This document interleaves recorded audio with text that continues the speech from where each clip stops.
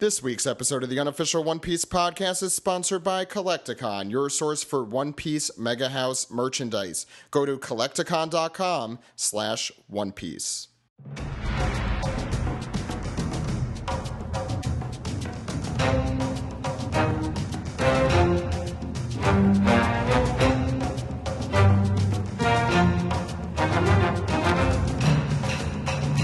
This is the Unofficial One Piece Podcast, episode 333, for the week of Monday, August 18th, 2014. My name is Zach. And my name is Ed. And my name is Steve. On today's podcast, we have, from the Ass Backwards Anime Podcast at SSAA Podcast.com, also from Just a Kintama Podcast, we have Doctor. Oh no, I'm here again. I'm sorry about that. We have music extraordinaire, and one of our favorite people to have on the show, we have the Dude. Hey. So today we have a really cool episode, a little bit different than our normal episode since the manga is off this week. I'm sorry about that, guys, but we have our Otakon panel. Hopefully it sounds good enough to listen to. We will do our best to make sure it does. We also will have our Otakon recap, which everyone's been dying to hear our thoughts on Film Z, so we're going to talk about that in that segment. We're probably mostly going to be talking about that, actually, in that segment. So look forward to that. We also have an anime recap. Ed, that was episode 257? That sounds about right. Anime is 657. Yeah, 657, and the anime is, and the Toonami episode was 267. Okay, I'm so glad to have Ed back, so I know what the episode numbers are. I write things down. So do I. Sometimes I'm sometimes too lazy to get the document open. So we have all that going on. We also have some piece together from you guys, so we'll go through that as well. Just to go through some cool stuff on the website. There's some cool news that has just been released over the last couple days. The Season 6 Voyage 2 cover and special features were revealed today. Big thanks to Adil for posting that story. Check that out. Are you guys fans of this cover? I don't know if you guys got a chance to look at it. It had mostly villain characters on it, so I do kind of like it. It's mostly based off of, I forget, was it volume... 48? Is that... Yeah, I think it's... No, 47, I think. 47, yeah. One of those 46 was the one with Brooke on it and some of the Straw Hats running, which is pretty much what Voyage 1 is. Volume 48 has Oz on it. So okay, so 47. Yeah, 47. Isn't it Oars? It is now. Oars. And Josh has discussed how they've been making them look like the covers, the volumes. I like that. It's a good touch. Anyway, Burn D World has been revealed as the 3D 2Y villain. For those who don't know One Piece 3D. Is he gonna burn the whole world down to the ground? Burn it down to the ground. Down to the ground. Down to the ground. 3D world down to the ground. One Piece 3D 2Y. The trailer is also out. This is, for those who don't remember, this is going to be a special that's airing on television. Probably not going to be streaming because it's hard to get the rights for those. But I'm sure Josh and the guys at Funimation are working on it as hard as they can. But this is going to cover a little snippet of the time between the time skips. So it's exciting. Check out the character designs and a lot more. That's also on our website. I also, to go through a little more news, I don't think we got a chance to discuss this, but One Piece 100 episode box sets are coming out. You guys heard about this, right? Is this official, like from Funimation? Josh did confirm it, that is something they are working on. It's way down the road, at least January to February. That date, I would not be surprised if that got bumped back.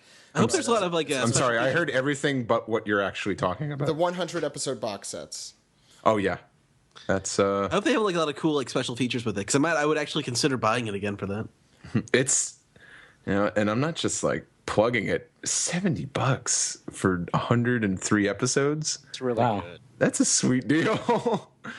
That gives me a reason to rebuy a lot of stuff. I remember, I think it was I forgot what AX that I donated like my entire collection to for the panel, and I need to find a way to get that back again. This will be a great idea for me. Yeah, you can't go wrong with this. They right now have very tentative looking art, but I'm sure that's going to change. I'm like, yeah, that is definitely going to change. That is just like the standard Toei clip art. So the tentative dates for those are in, I think, February, and we don't even know when the first one's coming out, which I would assume a couple months earlier, but I would not be surprised if that date changed. Season 6, Voyage 2, since we're plugging away at Funimation, is November 18th. Yeah, we also have one other cool thing is one of Oda's former assistants, Yusaku Shibata, is actually the author for one of the brand new series running in Shonen Jump. We do a whole feature on that. It looks really cool. I think it revolves around ancient Japan, like just after the Shinsengumi time. It looks really cool. I hope that Shonen Jump picks it up in English at some point. I think that would be cool to see what some of the people who worked with Oda are working on. And there was one other series that I don't know offhand. I'm sorry. That one of Oda's assistants also did. Oh, I think it's no, I don't have it on hand. Anyway, so check. It's a circle of life, Zach. It's a circle of life. I know. Thank you. Oda was the assistant. Oh yeah, on a manga. About the Shinsengumi, and his assistant goes on to write another manga about the Shinsengumi, because there aren't enough of those. Very good point. That is really weird. I like period pieces about Japan because I'm not familiar with those periods in Japan as much as I am in the United States. Like Wild Wild West, as we all know, was an accurate portrayal. I don't know why that popped into my head. Anyway. I don't know. Yeah. Jim West, Desperado, Rough Rider. Rough Rider. No, you don't want none of this. Six gunning this, running this. Buffalo Soldier. Look, just like I told you. Whenever damsel be in distress, be out of that Be dress. out of that she dress when I meets see you. Jim West. Yeah. I don't remember the rest of it. Me and Clyde Frog. Getting jiggy with it. No. Welcome to Miami. Miami. Welcome to Earth. Don't we have a separate segment for this? Anyway, so why don't we get into the show? You guys ready? Okay. Yo home show.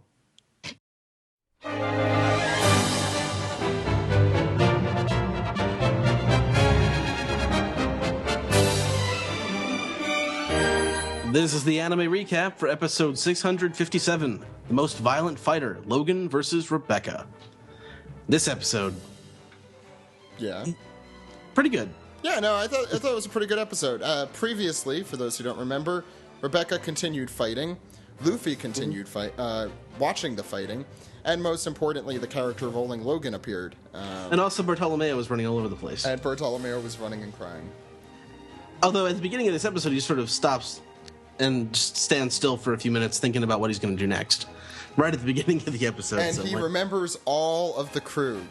I actually thought this was probably one of the highlights of the episode. I think it was filler. I think most of the Bartolomeo. This episode was not a lot. Implied filler. Yeah, as but we call it. holy crap! That scene of him imagining all the Straw Hats was hysterical. Especially, what was it, Sanji with the freaking Head drawing. Duval head. Where is my figure arts of that? Where is my POP of that? I happened. You I had to gotta wait. rewind that. I thought that was so great. and back at the title card, actually, Logan's tongue takes up half of the screen. was that Jesus Christ. really the wisest choice for the title card? Was that really the wisest Maybe you could choice for the title? maybe you could have shown Rebecca. Maybe you could have shown the entire Coliseum. Show Bartolomeo. Nope, just and it was super slobbery too. Yeah. Yeah, it was just Logan's why is this Logan's body is the same color and shape as the Coliseum. So Why is this episode named after him to begin with? because the whole episode practically surrounds him. this episode didn't really happen that much in the manga. No, and you could, you have your implied filler sprinkled in there, like when he's asking the crowd, "What should I do to her? Should I break her legs? Shall I, crack her skull?" He does the Hulk Hogan ear things, like, "Should Yes, he does. I wrote that in my I, notes. should I stall for more time, giving the animators a break?" But he did do the Hulk Hogan thing, and I was just like, "Oh, come on."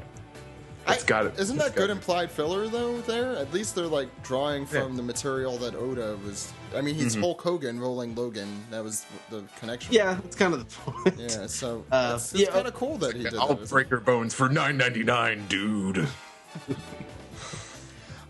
So yeah, we skipped a little bit the Bartolomeo Yeah, we did. stuff. Bartolomeo wanders into the medical waiting room and starts to taunt everybody. He has no idea what he's getting himself into, and narrowly avoids disaster. Wasn't this the only canon section here? I think was what ends up happening in the medical room.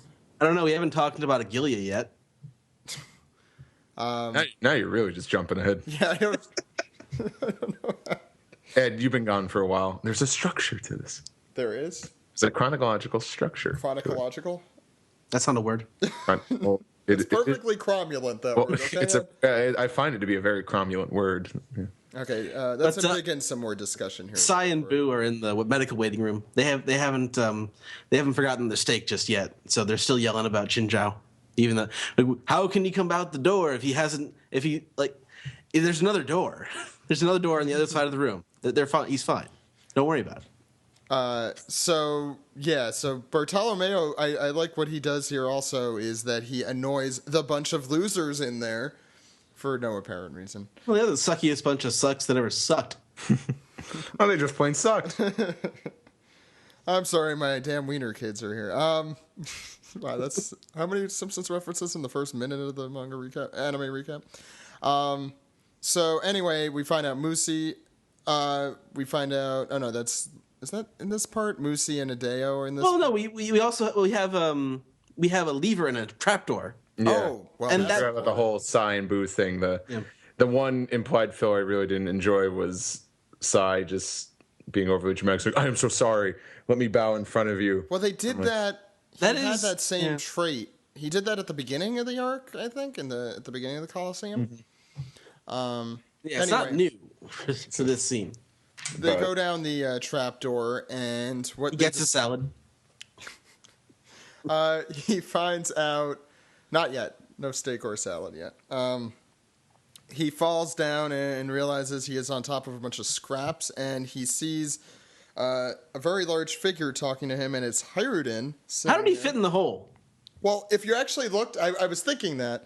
So when you see it open up, there's actually like a gigantic square, I believe, I might be making this up, around the operating table with that same line through it. So that's probably that. It's a much larger Yeah, I think platform. that's how they.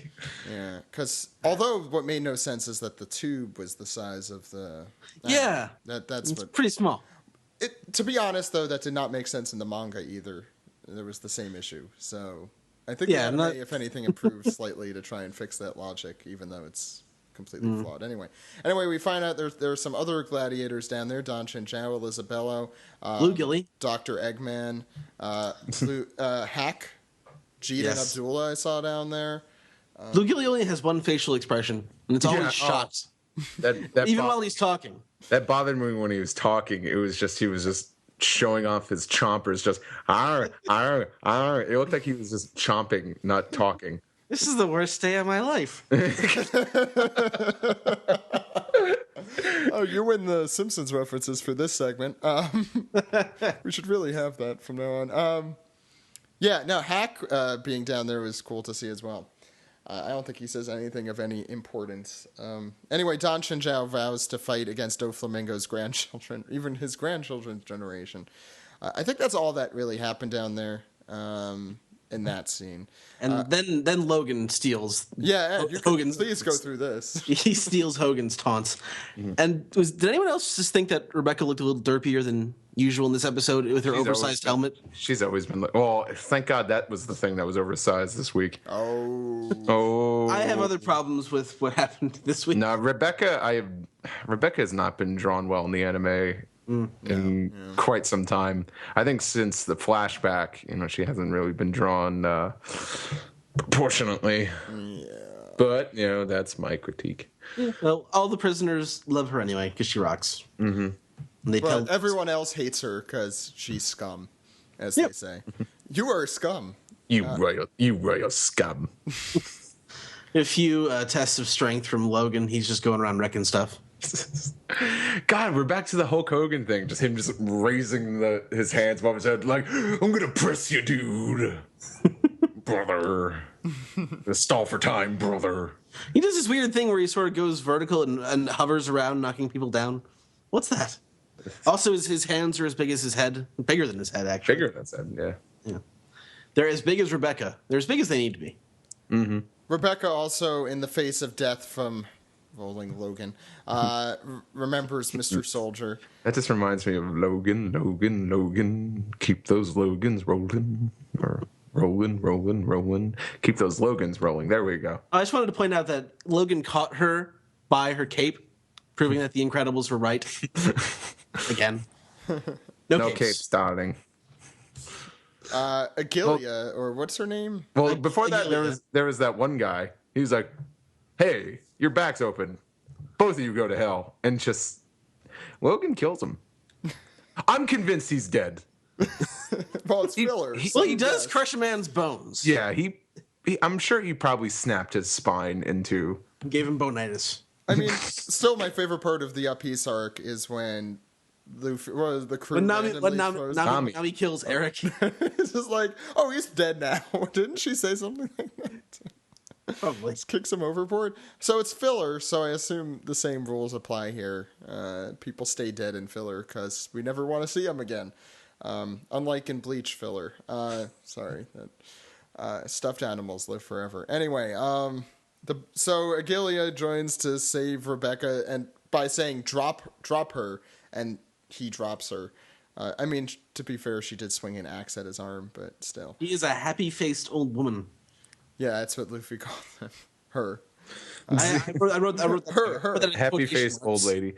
To be completely honest here, I'm going to go back to when we were reading this manga chapter. I was expecting heel turn. Don't worry, Rebecca. I got your back. Thanks, Agili. By God! I expected that too. I didn't even know what that was, but I expected that. What did he say? That Jezebel. Agili, that Jezebel. Stab Rebecca in the back. How could you? I was honestly expecting that. I don't know. That's pretty progressive for wrestling commentary on women. You're lucky if they don't say she has like a hook or mouth disease or something. Things that were actually said. When? About 1992. Oh, okay. Oh, jeez. Wow. And that was when it was a little more family friendly. Anything goes when you're talking about Sherry. So. Well, let's be honest, at least. Hooker mouth disease is very vague. I think we should get away from this topic. Although Rebecca does tell her to bend over. Bend over and I'll jump off of you. Hello. It looks weird when you see it in subtitles. And what was Logan calling Rebecca the entire episode? Third. I thought it was a little Weed Chan, but I think it was 3 capital I's, so it was Third Weed Chan. Something. I think it was Little Weed. Oh, Yeah, I think it's little. really? Yeah. Well, no, I don't know, because that I in the middle was not. It wasn't with a dot above it, like how Might have been a lower. typo. Because I was reading, I'm like, wait, third, because she's like third generation. You guys both watch it on Crunchyroll? I was watching Yeah, on Crunchyroll. I watch on Crunchyroll. I only watch on Crunchyroll. They use a different font on Funimation's website, so. Okay, so it was little. Yeah. Okay, because I was getting. I was wondering what the hell you guys were talking about. Yeah, I was like third weed, and I'm like, you could just call me a bitch, It's easier to say. I think what you're implying here. I think that'll get to me a lot more, And I won't be confused by that. Yeah, motivate me a little to kick your ass. Come on. You shouldn't have to explain the insult. Anyway, Rebecca eventually defeats Rolling Logan. So. Yeah, in the most comic fashion, dodges Logan. He goes to the edge, and he pretty much sings his struggle. He's like, whoa, whoa, whoa, whoa, whoa, whoa, whoa, whoa, whoa, whoa, whoa, and that is what it sounded like. And I listened it's to like it. a Disney movie. It was like whoa, whoa, whoa, whoa, whoa, whoa, whoa, whoa, whoa, whoa, whoa, whoa, whoa, whoa, and then he fell in the water, the wah. Oh my god! I shit you not. Watch the episode if you. Look, I don't doubt you. I just said, oh my god. It's like whoa, whoa, whoa, whoa, whoa, whoa. Anyway, Luffy is still wants to watch the fight now from somewhere else, so he runs in place. While he's running in place, the gladiators explain that there are winners and losers in Dressrosa. We've gotten this speech before, guys. Under the surface of Dressrosa, something terrible lurks. And it's like, oh, that reminds me of Grey Terminal. Look at the pleasant trash building with all the flowers. It reminds him of where he grew up. It reminds Luffy from where he grew up. There's also I think this is a new track. I don't recognize it. It's like an instrumental piano track. I really like that. Probably the highlight of the episode for me, musically at least, definitely. Anyway, Bartolomeo, we cut back to him. He's continuing his search for Luffy and finds him when he walks out the door and sees him. The sound effect is like the one they use when people get hit in the nuts. Well, it's probably what's actually happening to Bartolomeo. Same thing Not for getting him. hit in the nuts, but something's happening down there. Too much? A little bit. So what do you guys think of this episode? I actually really like this episode. It happened. Yeah. I think for what they had, which is not very much material that they used here, like maybe a quarter of a chapter, it was well done. Logan lost in the end, which is important. Now he's gone. Forever. Yeah, if you Hopefully. on paper, Rolling Logan versus Rebecca episode does not sound appealing to me, but I thought it was done very well. I think the best part, filler-wise or implied filler-wise, was the Bartolomeo stuff. I thought was really strong. Like, it wasn't too much of him going nuts, although there was definitely a lot of him going nuts. But we also got some of his him being a douchebag, so that's also good. Any other thoughts? No? Do you want to go on to the next segment then? Yeah, let's do that. Okay, sounds like a good idea. Yeah, let's talk about that.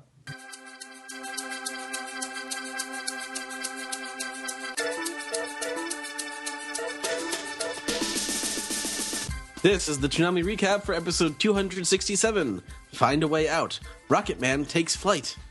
Before we Wings- get into this episode, Like Superman. Jose, how were the ratings last week? How were the ratings? You gave me the link, and I forgot what I did with them. Well, I mean, I'm sorry, guys. I'm a little frazzled. I could do it. One Piece at 1:30 I can do the a.m. trending then. Got 732,000 with a 0.5 household, beating everything that followed. Compared, 130, the amount of 18 to 49 year olds was 459,000, and One Piece ranked number 1 among adults 18 to 25, men 18 to 24, and 18 to 49. So that's what is important. That number. Last year, One Piece got a 1,039,000. That's a little sad, but it was at 1 a.m. and everything did much better that year. I guess a lot more people were watching television in general. They just don't watch television like they used to. They don't. It was a lot hotter out last summer. It was. Yeah. This has been a very, very nice I've summer. really been enjoying the month of November. How's the trending looking? Trending not as positive, unfortunately. One Piece to it has appeared to not trend anywhere. Well, maybe I shouldn't have given you the trending list, Jose. Y'all suck. Ed, do you want to start us through the episode? Sure. It's a very long cold open, but they get longer. Really? They get longer. This one wasn't terrible. Okay, guys. This one... Guys, they just paged me. I gotta go. Okay. They're calling everybody in. They're calling Jose. Good luck, Jose. They're calling me back home. Later, guys. This was a great brief appearance. Good luck, from you. Jose. Well, later. Godspeed. If you are out in Atlanta, please be safe right now. There's a big protest going on. Later. Good luck. So, go on. What was Robin doing? Rob Some wasn't doing shit. much. Let's get to the important stuff. Frankie was doing more. His entrance, I think, was new material in the cold open. Yeah. Was that him biting Spandam's head off, or was that last week and I'm mixing it up? That is a little later on, I believe. Yeah, okay. Yeah. Yeah, it's I don't know.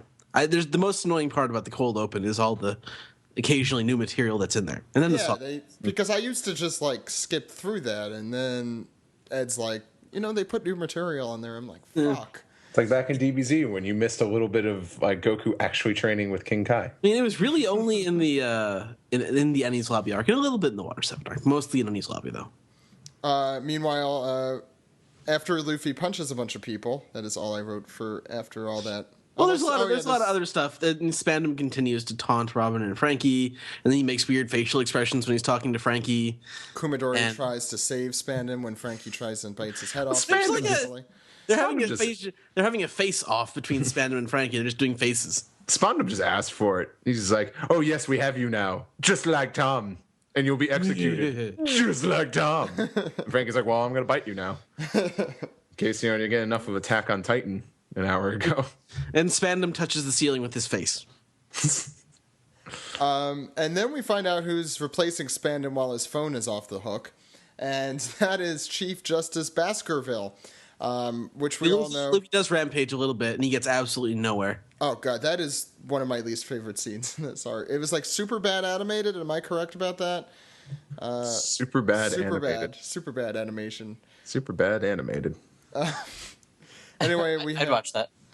We have Baskerville of the left, the right, and center freeway. I still don't completely get that joke. It's a really stupid joke. Yeah, is that just what it is? It's just that it doesn't make any sense. That's the he's the stupid guy, and the other two guys are the straight guys, basically. That's how all of Japanese comedy works. I guess so. It all ends up with someone smacking somebody upside the head. Yeah, they never kind of graduated from vaudeville. I see. It just, I get there. Yeah. I like vaudeville though. Oh, I do too. Yeah, it's a good. It's in your blood. Okay. Anyway, Polly ties up Orimo and uses Sodom and Gomorrah to spin him around and then open the door. Like a top. No, I think you're trying to think of a dreidel. I think Like that's a what you're record, looking for. baby. Right round. Right round. Round. We have a commercial. Yes, all that happened prior Yeah, to that the was- first that was- commercial break.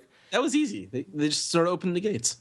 We come back from the commercial break, and wait, the train still hasn't made it. It's been coming. like 4 or 5 episodes since this arc has started, and Rocket Man still hasn't made it. Yeah, they sure as hell took their time. So Zoro and Yokozuna, but it's finally going to happen here. Zoro and Yokozuna sit calmly atop the train. The craziest thing is Luffy jumped off the Rocket Man at the beginning of this. I guess they were circling around, right? That's what It says frog, sea fence, smash. fence. Zoro has the touch with animals. He does, I guess. He sure likes to touch animals. It's a very strong frog. Zoro also senses something, which is, I guess, how he could open the gate. I realized I just wrote a lot more notes for what Ed said in 3 seconds. Anyway, the train hits the fence, which jumps them up like a projectile over the wall, or as to do that. There's a lot of big prop spots in this arc. This is the first of they have with the bridge and all the buildings in this arc serve a purpose, and they all sort of come in. Like there's a lot of changing of the geography in this arc. Yeah, not like other arcs that I won't mention. No, there was some in Skypiea. Yeah. Anyway, Sanji and Nami, Sanji's trying to catch Nami while they're in 0G in midair, flying toward their eventual demise. And Nami is like, Zoro, so how are we going to land this? And Zoro says, we're going to fall. That's it. We used to use the music from that scene for the podcast ads. Oh, yeah, I remember that. Oh, God, that was a while ago. Yeah. Anyway. Oh, no, the watchdogs are here. Whatever shall we do? I don't know how we could possibly defeat these guys. I don't know. Well, one way to defeat them is to Rough. I'm the Baskerville Dog Squad. Wow, you have so much attitude, Baskerville Dog Squad.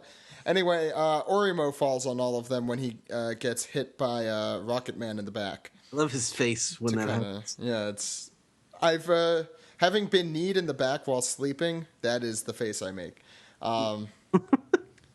Anyway, so we've arrived at our station, Ennius Lobby. The train finally comes to a complete stop, and everyone exits. Zoro, then Luffy, Zoro Luffy, first Zoro and Sanji Zoro slashes his way out, and Sniper King tells Chopper, just as I planned. Normal joke, and Chopper believes him, of course. Meanwhile, Luffy continues his rampage to mixed success as he runs away from them and goes to a cliff edge. It's literally a cliffhanger. It's literally a cliffhanger. Luffy is cornered by random Marines, so this is clearly where he meets his fate. Will he fall off this cliff, or will he beat up all these Marines? Find out next time on Dragon Ball Z. This is the worst cliffhanger of all time.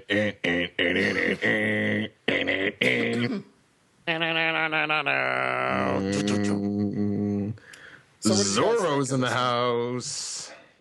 So what did you guys think of this episode? I like the CP9 bit.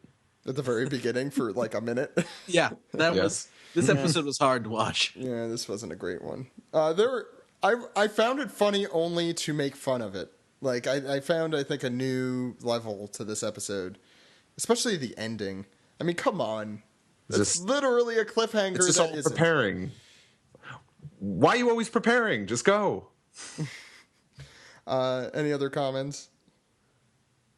This episode happened. It gets worse for like the next 6 weeks are really rough. They are. Right. Yeah. Forget if it gets worse or better. I think around like this was episode 267. I think episode 272, 273 is where it starts getting good again. It does get really good again. Then it gets a little worse again, and then it gets much better. I don't want to spoil too much, but it takes Luffy quite a while to get to the end of the island. It doesn't just take him a while to get to the end of the island. It takes him a while to get to the next wall. In like 5 episodes. In like 5 episodes. And he's not doing anything in particular. He is running around beating up Marines for no reason. We have sad animal scenes in the next few episodes. Actually, this is exactly like Pirate Warriors. And this is like literally watching someone play a video game with very bad animation. Sorry, I do really like Enies Lobby, just not this part. It's episodes like these that really turned me off to the Enies Lobby arc in the anime. Yeah, but there's some very good ones. It gets much better. Yeah. Once you get the fight matchups happening, then it starts to pick up a little more pace. That's true. Oh, I mean, like even once Luffy reaches the next wall, we'll say. Yeah, once Luffy gets to the top of the courthouse. Yeah. Anyway, we have to eat our vegetables before we get to the good part. That's true. Gotta have our salad. Yeah. Let's have some steak and go on into the next. You can't have your pudding unless before you shoot. You can't put toaster in the bathtub because your toast will get soggy. No, is it if you don't eat your meat, you can't have any pudding. Yeah, how can you have your pudding? Can't cash a check that your tush won't cash.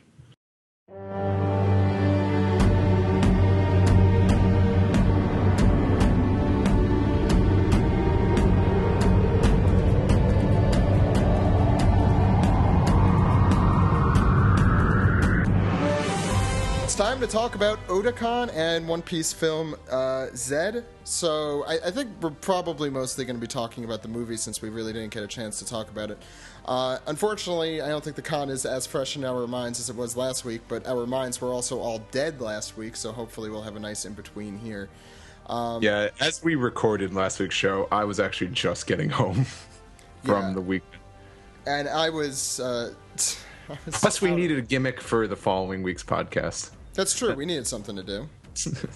So what are some highlights of the con for you guys, dude? I'll start with you. Well, how about we just go in chronological order?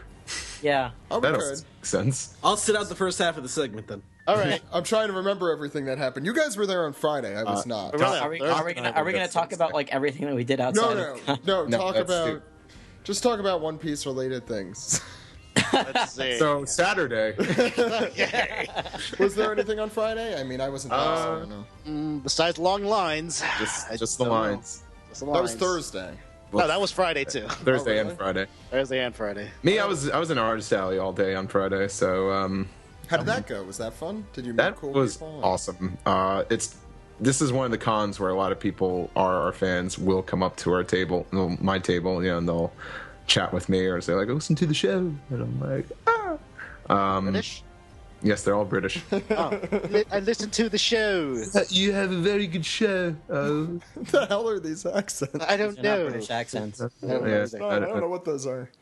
A-E-I-O-U. Okay, you're done.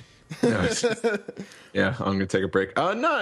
Just Friday was a day for me. I think. Well, Doc was actually. This was my first Otakon in years where I was doing Artist Alley, so it wasn't me going around having experiences. Okay. Yeah. Most of my Friday was just like spent going to like various panels. Any good ones that you would recommend if they occur again next year? Anything with Mike Toll in it, anything with Daryl Surratt in it.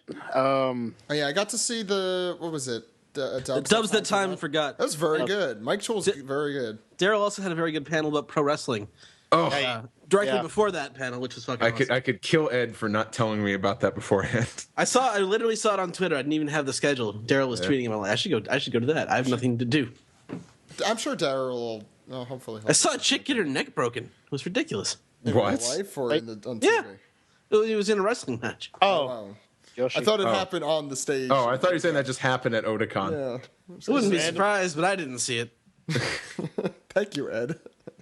Neither did she. It's Baltimore, after all. Oh, Oh, Anyway, Saturday. So because Saturday was One Piece Day. Saturday was really One Piece Day. Saturday, I woke up God, at 6 a.m. and Saturday. took an ethics exam and hopped a train to Baltimore. Ed, we weren't talking to you. God, no one cares. Yeah, Saturday I just was there. I didn't even wake up. I didn't even go to sleep. I was just Oh yeah, I forgot about that was hanging fun. out with a headache for some unknown reason. Kids, stay in school. Wait, what? Okay. So Saturday was awesome because we got to see the dub premiere of Film Zed. Yeah, we might as well just talk about that in full. So now. yeah, let's go person by person, things that really stuck out to you, and I'm sure it'll devolve into just a conversation anyway. Dude.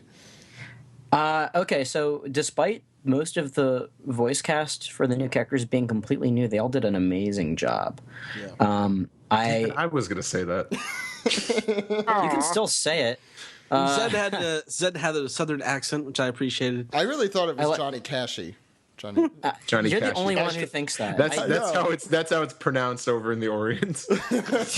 He's Cashy Johnny. Cashy Johnny. so yeah, they all lovely Johnny. Johnny. Da-na-na-na. Their clothes are Okay. different from my clothes. Yeah, so we should talk about Film Z before anyone that doesn't know what the hell we're referencing just goes, shut up! Yeah. So as I was saying before, I was rudely interrupted. For once, I'm not the Hey, one. don't getting look at me. I was rudely interrupting him. Hey, don't look at me. I was being roped into this by this guy. All right. So the voice cast was pretty awesome. Zed had an amazing voice actor. What's his name? Jeremy Schwartz.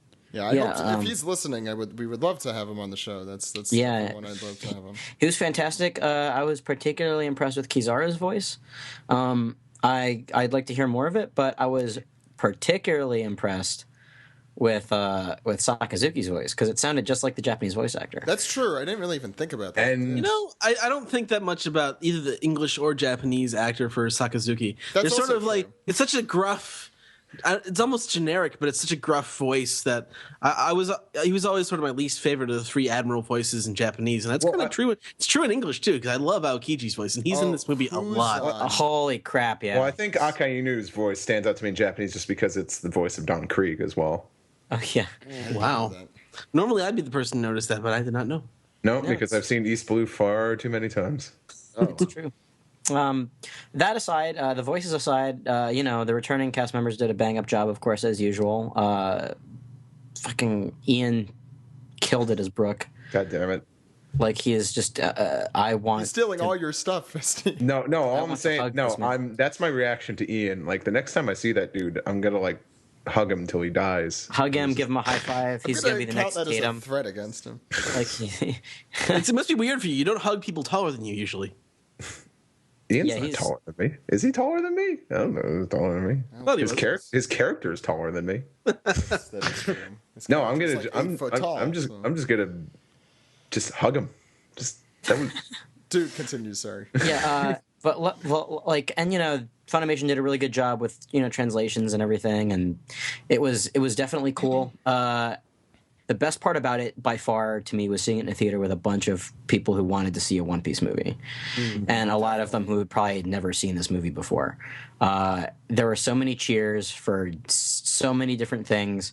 Do you mind? Do you mind if I just chime in on this real quick while you brought it up? Chime in, please. This is open forum almost. There's times when you go see a film in a convention or go see it anywhere, and there is cheering, and sometimes there's kind of more of the obnoxious thing of people just yelling stuff out all the time. It happens less at premieres. Kiss them already. This, like, you know what? I don't mind cheers because you know what? It really sets the mood, but man, the audience was great. Like they cheered, and then that's all they did.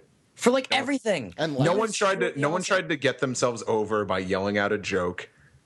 One of our fans, she was like in the front row ahead of us, just cheered for every damn thing possible. Especially every single time Sanji was like on screen. She loves seeing Sanji practically naked.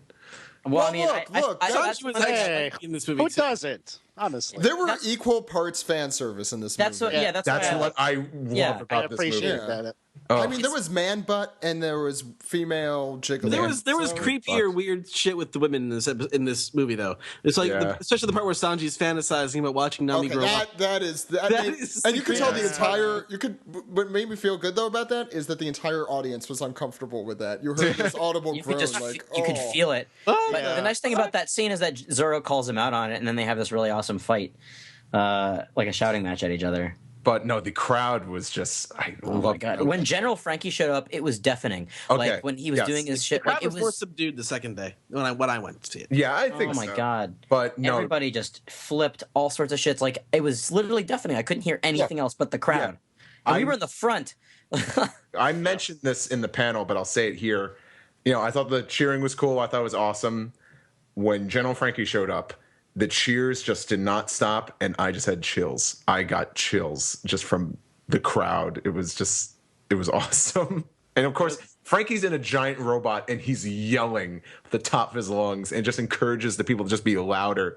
It was almost like everyone had that gleam in their eyes, like Luffy, Chopper, and Usopp all do when they see a giant robot. And that's like the thing I like about this movie over Strong World is that everybody gets like a really fair amount of screen time for a movie that isn't even about the Straw Hats. Mm-hmm. Yeah. Like it's really remarkable, because actually. Hook and Frankie, for example, in Strong World, did not get a lot of screen time, and they do in this. I mean, as you said, Ian. And here I thought that they really gave Brooks some extra screen time in Strong World because he was new and it was his first movie, but it doesn't compare to Film Zed, which I think we should say it's Zed, it's not Z or Zeto. It's it's Zed. They chose to go with Zed, and what they also say? I was a little confused by that. The Conqueror's hockey became Conqueror's Spirit. Which, I dig that. That's cool. It doesn't sound weeaboo-y. Yeah, I know what I could have gone with either. If they called it hockey, I was fine. I had my reasons for why hockey works. If it Spirit, I think Spirit works. I think calling it something like ambition is when because ambition's a mouthful. And ambition's a big theme in One Piece already. So it's not like I don't want something to be called pirate when it's a show about pirates, because then it's gonna get very confusing real quick. It's like, oh, that's his pirate. Oh, you mean he's on like on a ship and he sails the world? No. I'm talking about his super ability, special move. No, not the fact. No, not that thing that's going on in this world right now. Took that analogy there. See what I mean? Doctor, what did you think? This was your first time seeing the movie? Does dude have anything else to say? Let him finish off. Okay. Well, I feel like we're all gonna start talking about the same stuff, but Kaido, Ocean's Guide, that song, it sounded kind of weird when Zed sang it in the beginning of the movie, but it sounded kind of amazing at during the climax of the movie, where Yeah. I mean, doesn't it just make you want to cry every time you hear it now? That's how it was beforehand. That song is the movie's song. That's what makes that scene extra powerful. Personally, Doc, you hadn't seen it before. What did you think of the song and the movie? The song was really I think it since it was sung at the beginning, it kind of was like, oh, okay, this is a very interesting way to start to the lyrics, man. Yeah, once you listen to everything, it's just like lyrics. By the end of it, I'm like, I want to punch everything. Yeah, and then Kuzan sings it, and we get to finally know that it's it's basically taps song, right? Yeah, it's taps. That's It's a cross between taps and a sea shanty. Yeah, I think that's the song. Yar, it be a tap shanty. Yar, he fought well. Doc, go ahead. But I think I can honestly say, and it's like with no exaggeration, this is probably the best movie. Ever? I mean, can anyone else think of a non a Shonen Jump anime shonen movie that's based off of a series. Based off of a series, I can't think of many. I don't think any really stands a chance. I think it's like we've kind of tried. We've mentioned a bunch of times because it stands on its own so well that you can pretty much get anyone into this. And it gives you enough understanding of how the world works, and just the sea cuff, the sea stone cuffs, things like that. Like just like them showing you, oh, this is how it works, and then eventually it being used later on in a different fashion. But you get it. Oh, like okay. Like you understand the logic, there's science behind. I was shocked when Doc and Jose both said that because Jose is nowhere close to this stuff. No, that's one thing I liked about the last two movies, Strong World and Zed. They did really a good job of trying to fill you in as much as they could. They don't tell you every single thing like this is a devil fruit. A devil fruit is a, but like compare it to something like movie 8, Alabasta, where it just throws you into it. Just you don't know what's going on. Let's not compare it to that. It's such a treat. Yeah, I think that's why, because I go to like other comparisons, and this is like way off, but I go to something like Case Closed, where their movies is basically like a giant 15 minute introductions, like here's how it started, this is how it became a Conan kid. Edogawa. Yeah, I used to be called Jimmy Kudo. It's the first new century. It's like, why are they using the intro from anime? What is going on? but like what they're that's the like to show comparisons, because the movies, and I'm kind of also going for the similar target audience. Their movies are all of, it's a giant info dump at the very beginning of everything, and that's kind of like how everyone gets caught up. But in this is more like, oh, you don't really need to know anything. You can kind of come in fresh enough to be like, okay, there's a skeleton in a robot, whatever. But and I think getting to know Zed is the key, because they make you understand this character, feel for this character, and by the end of it, you don't want him to go away. I think also, One Piece is such a cultural phenomenon in Japan that they don't really have to explain everything about every part of the show, every movie they have, for a wide audience. The wide audience knows. But you know what? What's great about this movie is all the exposition is written in well. It's not just hi, I'm Monkey D. Luffy. I want to be king of the pirates. What's a pirate? Let me tell you. I think they feel that they're able to do away with a lot of that because they assume that the audience is coming in with that knowledge. And it's also, I'm not saying it's necessary. Not saying it's necessary in the first place, but what's in there is less than there would be normally, and I think that's because they feel freer to do that. Yeah, I think they're more writing it. It seems that this movie is written in a way that I'm trying to say how do I word this properly? It's not for. It doesn't necessarily. It's written in a way that the show, like, you don't have to be like the typical shonen audience to understand. And I feel like it's even written for a lot older. I feel like it. I feel like there's a lot of themes. This one's a much more mature. This movie is supposed to make fathers cry. Exactly. I was gonna mention it because I feel this was the original pitch for Strong World. I thought, that was the original pitch for Strong World. I felt like the character of Zed, it comes. There are like, and I kind of, and this is a weird thing, but I kind of tie it into stuff like Tokusatsu, Power Rangers, Kamen Rider, stuff like that, because there is kind of like this sort of hero used that is created from great. I guess horror, if you will, of like it just like something evil happened to this person, and then he uses this the energy to be able to fight against evil. But there is another route to that, and that's kind of where Zed ended up going, because like by all accounts, this guy is fleshed out so well in this. How long is this movie? 90 minutes. I can't remember. It's a long movie. I think it doesn't. I think it's almost 2 hours long. Okay, it's in 2 hours. I feel like that, like it 2 hours. I'm usually pushing it with movies, but I feel like this worked perfectly. I can probably maybe 107 minutes. So 107. An hour 47. Okay, that's not bad. That's a good. That's not bad. I mean, like, and that's the how thing long is, OPP Japan is, and you get just as much character development. oh Jesus, I love that guy Zach in that documentary. But I think in this movie, they don't waste a single moment.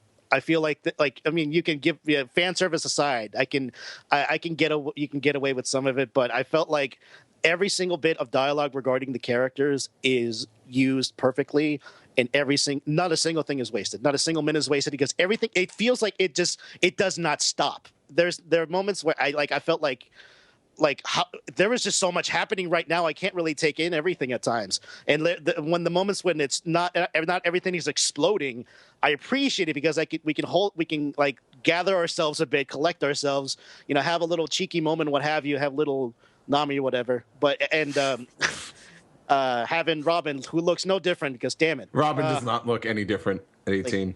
Yeah, and I do give a ton of credit to Stephanie Young though. She did sound much younger. I think probably the best voice actor in that regard though was Ian Sinclair, because wow, did he sound? Yeah, man, does he sound different at 70? He sounded 70s or whatever, however old he was. I don't know. I think Chopper wins MVP for that award. Baby Chopper. Yeah. To be honest, it wasn't as noticeable to me. I don't know, maybe because Chopper over the years has become more and more cute that I'm just used to it. I just hear cute. I think I cracked a joke when Chopper he was made younger. I said, and now he's Chopper Man. So Ed, your opinions that we haven't covered yet. Well, I saw it in the day after with a sort of more muted crowd. Still filled up about 2/3, 3/4 of the room. That's good for yeah. It was Sunday at like 2 p.m. Yeah. Not bad. It was quite the crowd. But pretty much echo everything else everyone said with sort of the way the sort of film appeals to the emotions of the older fans as opposed to. I mean, I think a lot of it would go over kids' heads. I think they just sort of see the sad, the surface layer of it. But I think there's more there, especially with the way Oda plotted it. So. And I was actually reading the last few volumes of the manga that came out in America, the graphic novels, and they had like the 4-page One Piece film set color spread that was in there, and it's sort of like to think about the amount of planning and thought that goes behind the entire series is worked into Zed, and basically the fact that like Aokichi is the second most important character in the movie. Yeah, I kind of want to touch on that. We're gonna be going into this movie in depth when we do our commentary, which will probably be in October, is what we're aiming for, I think. So look forward to that. Anyway, Kuzan, Aokichi, whatever you want to call him, to me was definitely the star of this movie, and I forget not Michael Douglas. Jason Douglas. Jason Douglas. He did an incredible job in this movie. He was definitely him and Mr. Schwartz were definitely the two standouts in this movie for me. And I think I appreciate. I say this a lot, but I don't mean it to sound like brown nosing at all because it isn't. But I find it much easier to appreciate aspects of One Piece when it's in my native tongue, when it's in English, because I'm able to kind of grasp what's going on a lot more. I think I appreciated the stuff with the looking up to who's cool and that whole thing. The stuff in the beginning when they're on the boat. No, that's in there too. But with Kuzan and Zed's relationship with what was it? Was it Sake? Sake, yeah. Well, it's less of I don't know. That's part of Aokichi's character though, because if you've remember the flashbacks of him and when he was in the Marines, he was always like, "Oh, Mr. Garp, you're so cool." He's just always looking up to a higher Marine, right? And I think it's awesome that this movie explored the Marine that he looked up to the most. Yeah. It's really touching too. To continue to talk about Kuzan and Jason Douglas, I think going into this film, I was thinking, okay. I love Jason Douglas as Kuzan. He sounds like really cool black guy. But I was thinking he's got to sing in this movie. That's gonna be a real test. I mean, this was a really funny voice, but how's this gonna sound doing this very serious part where he's got to sing this song? Holy shit! Holy shit! I will never have any doubts again. I don't know about you guys. I was blown away when he really sang. It was good. Very good. He had such control over that. I was stunned. And it sounded like Kuzan. It's not like he was breaking his voice. It sounded like Kuzan singing, and I was just like taken back. I think for me, he was definitely the standout performer of the movie, other than Jonathan Schwartz. I'm sorry, Jeremy Schwartz. Everyone has J names. I don't know, but yeah, I thought Kuzan did I thought that was an incredible job. But I mean, just as in the plot of the movie, I think as Doc said, there's such good character studies in this. I'm excited to talk about this at length again in the future, and we'll have more opportunity to do so. We will. But the crowd there was definitely added a whole other level to watching that movie. It was a lot of fun. And having podcast fans around you is also cool. Yeah, I think the same fan I mentioned earlier, she was like, "Are you the One Piece podcast?" We're like, "Yeah." It's like, I could tell by your voices. Oh yeah, that was funny. Sorry about that. Wow. I wish I was there for that. So after Zed. I'm sorry. I guess I don't get to talk about it. I guess I interrupted enough people. You did talk about it. Yeah, you talked about it a lot, man. You did talk about it. Oh, I'm sorry. I guess I can't bring anything else new. No, you can't. Nope. No? Okay. So what else happened after that? Oh, wow. You're really not going to let me talk about it? We all agreed. You're a bastard. The rest of that day was spent, I think, just going places. Like, I was going to take a nap, but instead I decided to go hang out with people and go to the dealer's room. Did anybody get any cool stuff at the dealer's room? One Piece related? No. Oh, I got the limited edition Viz. What do you call it? Yeah, that was reproduction. Yes, it's a reproduction. Yeah, but totally, really cool. I think it's worth it. I just got the postcards at Kino. I forgot they had those too. Yeah. The postcards. Oh crap! Yeah, I also get this thing. This Chibi Arts chopper to figure. Mm-hmm. It comes with like 3 different heads, and it's really really cute. And a bunch of different arms and stuff. Really good sculpt, and I got it for like $25. I thought that was a pretty good deal. Yeah, it's a nice figure. I saw that. Yeah. The only better deal is not buying figures at a convention. That's true. But the booth that I think I was at the Bluefin booth though, so it wasn't especially. Bluefin is probably one of the more. I don't know. I was astounded by the markups of some of these things. I was looking at one. You gotta be careful. I found a copy of Color Walk Gorilla, the recent one, for $48. Oh yeah. Actually, Kino Kuniya wasn't that bad even. You could buy it for like $22 there, I did which is a good price. But I did drop $80 on a Figure Arts Vegeta. Well, that's not One Piece related, Steve. But I'm just talking about spending money, and I forgot because we just can't talk about anything not One Piece. I got like the championship poster Luffy from some very handsome man. I forgot where. Yeah, and then we went to our panel. Wish that handsome man considered me. Considered my feelings. Oh my god. I'm right here.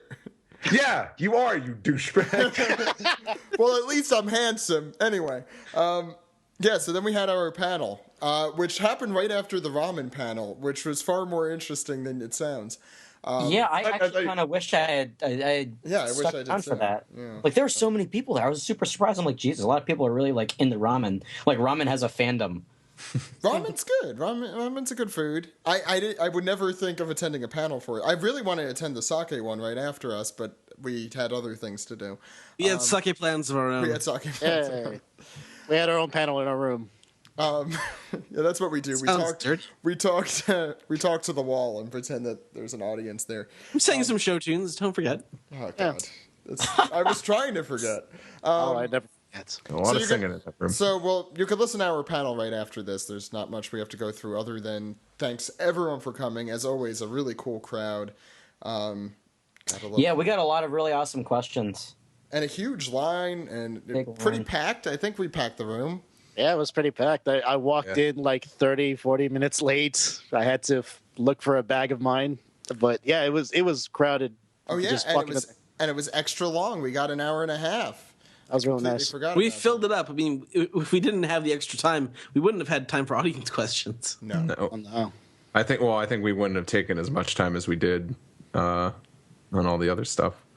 Yeah, but I don't know how much of it we're going to be putting. It was fun. I don't think I've ever been on a panel that big. I think that was bigger than the AX one. So, and what about Anime Boston? Wasn't that a pretty large one? Boston was okay. We had a pretty big one. Boston was a big one too. Yeah. But I think this one we were all talkers. So we are all. So it'd sometimes be a little confusing. Zach with the most confusing trivia questions I've ever heard. You just use too many words, Zach. You use too many words. In what way do you believe that the thing that I am about to say is... A lot of devil double fruit? negatives too. What devil fruit did Luffy not want to eat, but then he got hungry, and then he ate, but actually did not eat? Which What the Which fuck devil did you just say? All right, he won. Give him a T-shirt. Give him a T-shirt. That was the correct answer, sir. Very good job. which devil fruit did Blackbeard did not want not to eat, but then did? Okay, well, 7. Correct, I'm sir. sorry, we were looking for 6. The answer was 6. Buffalo. So what else happened at the con? Is there anything else we could just? Pretty much nothing else we can talk about. Yeah. Yeah, I don't, about is there anything we could talk about the panel a little bit more that people won't get to hear? A lot of people talked with us after the panel. Like that's always fun. Well, as I said, we had the character poll, which we'll be announcing a little bit later, right after the panel segment. The winner. I think one person asked, like, can you autograph this for me? And I'm like, oh, dude, don't call it that. I got to make my mark. I don't know. Just when people say like autograph, I'm like, dude, I'm not famous. Don't ask me that. We're kind of famous. You're internet famous. Are we? We're internet famous. No one wants to. I don't know what that is, but that is. I don't know We're either. internet famous among One Piece fans. We want Famous- some, it's of famous that enough to be on- internet money. It's famous enough to be on the AV Club, so. Yeah. Oh God, Oh, that was The internet's about on it. computers now. Yeah. Any other? The computers. You gotta work on your computers.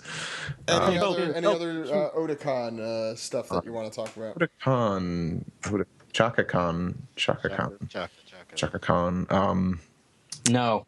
Okay, dude. Well, like I said, people, definitely a lot of our fans came by my Artist Alley table. Always about your artist alley table. Oh, hey. It's really good art. Yeah, you know what? Yeah, because, I guess I can't say anything at all in the segment. Cause No. No. No. No.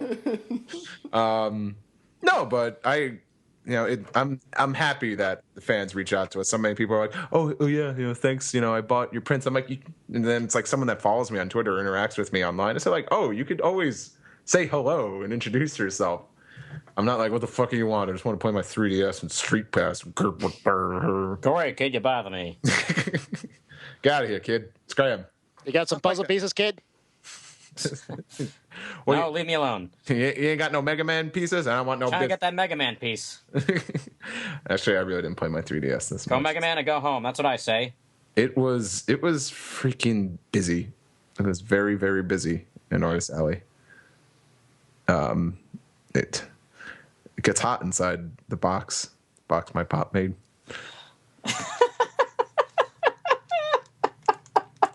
Okay, so I think we're done with this segment. Penguins have organs underneath their eyes that convert seawater to fresh water. All right, Dean. No, I mean overall, Otakon was just It was a blast. I've consistently had. It's a weird 26 hours. Oh yeah, I forgot you were on the. And that's the thing. Like me and Doc are the only two guys here that spent were there for the full Otakon experience, and even I spent an extra day there. I was there Monday. Well, why don't we Leave. get into the panel, and we will return at the end of the panel with the results of Buggy versus Sabo. Ready? Whoa.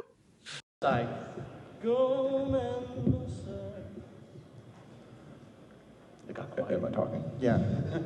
Well, good evening, Otakon 2014 attendees who bought badges.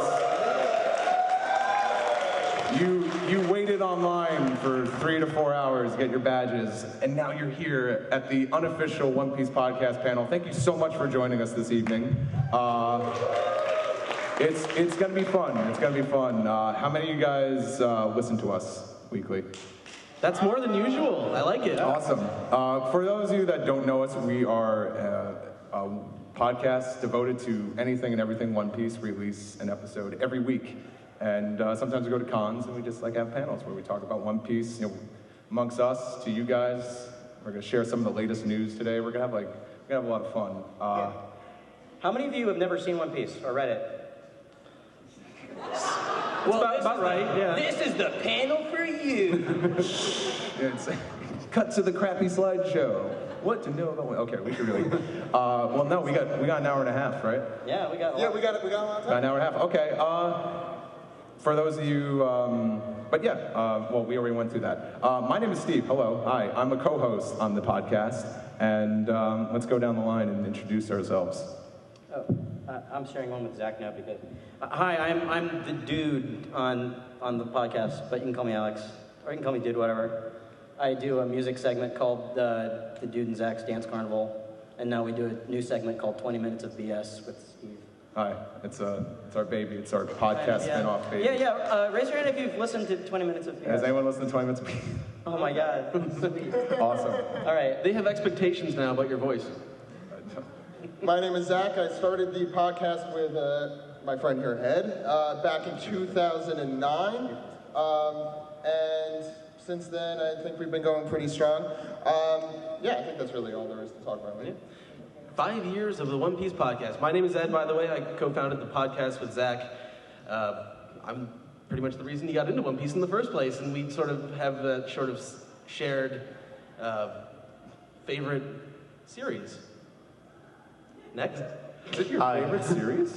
Hello there, my name is Jose. I guess the newest member of the crew. I used to host a podcast called the Toonami Podcast. Oh, 2 people have heard of it. Awesome. I don't host it anymore. I had to leave due to a conflict of interest. And but now I contribute a lot of video content to the One Piece podcast. Most notably, I am the lead editor and line producer of OPP Japan. We'll be talking a lot more about that later. But what is OPP Japan? Well, we're not up to that yet. We're not there yet. Those questions will be answered today. We have a very tight schedule. Okay. While our presentation software is acting up, first we'll just go over the fact that we are now 5 years old. We've been doing this since 2000. Yes, I am 5 years old. You're 5 years old. Congratulations. We are the... Since then, we've interviewed a lot of people, mostly J. Michael Tatum. Yes, too many times. We've gone around the country. It's been a crazy, You went outside crazy the time. country. I went outside of the country. Mm-hmm. Very vague, our descriptions of that. Talking about ourselves, One Piece, as we get our presentation. We made a up. flippin' One movie. Piece. People really like One Piece in this room, right? All right. Cool. Thanks for coming. All right, that's it.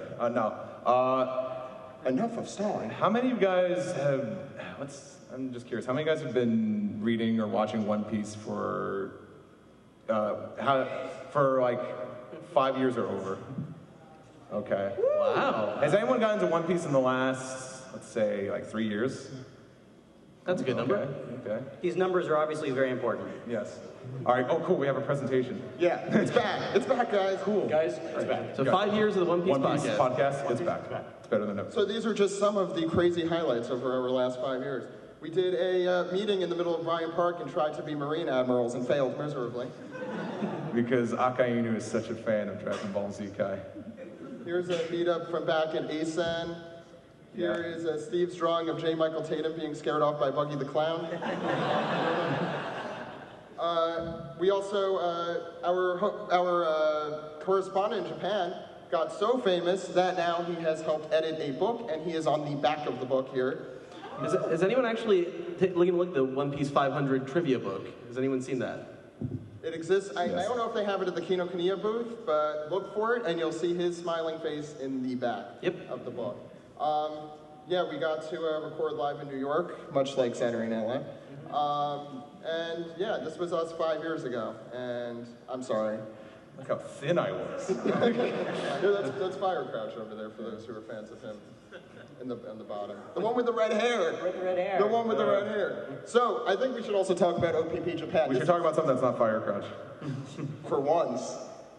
Shut up, Zach. We put together a Kickstarter documentary. Thanks to you guys, we were able to raise enough funds to put this together. And it is finished and put together. Just to go over a little bit of what it is, it's a video documentary going over how huge One Piece has become in Japan, because I mean, yes, in this room, One Piece is big, but a lot of the country of Japan, One Piece is this big there. I know, does that make any sense? No? What kind of things can they see in Open It is Japan, about Zach? 14 centimeters. That's how big it is. And how many cubits is that? How many Kurks? We got to see the Mugiwara store. We went to J World, which is a Shonen Jump theme park. Show them pictures, Zach. Of J World. Well, this is Greg having fun at J World. Yeah. We got to go to the Baratier restaurant, which is a themed restaurant. We also got to go to the Barate restaurant, which I'll talk a little bit more about in a second. We went to the United States of Odaiba, which is also a Shonen One Piece theme park, and Universal Studios Japan, where we saw a live action. How would I even describe it? Stage show. Stage show. Fantastic. It's like Waterworld. And there are fireballs and explosions. And you got to interview one of the actors. Yeah, some of the best cosplay you'll ever see, I guess. It's not really It's cos work, as they call it. It's, it was a professional thing. I'm in the costume business, not costume play. We got to interview the manga editor. He just stopped his run as manga editor a few months ago. Takeru Isaka works. He is the number 2 to Oda. I think is the closest, is the easiest way to think about that. We also got to talk with the people at J World. We got to talk with the people at the Mugiwara store. We also got. Now this is interesting. This was one of Oda's former co-workers when he worked at a restaurant called Barate, which is a steakhouse in Kumamoto. Sounds awfully familiar. Sounds familiar because it's only like flipped letters from Baratier. Yeah. It was so important, Greg took off his chopper hat. That's true. And we got to learn a lot about, what went behind, especially that art, but what goes a lot behind Oda's backstory. And that guy had a lot of interesting stuff to say.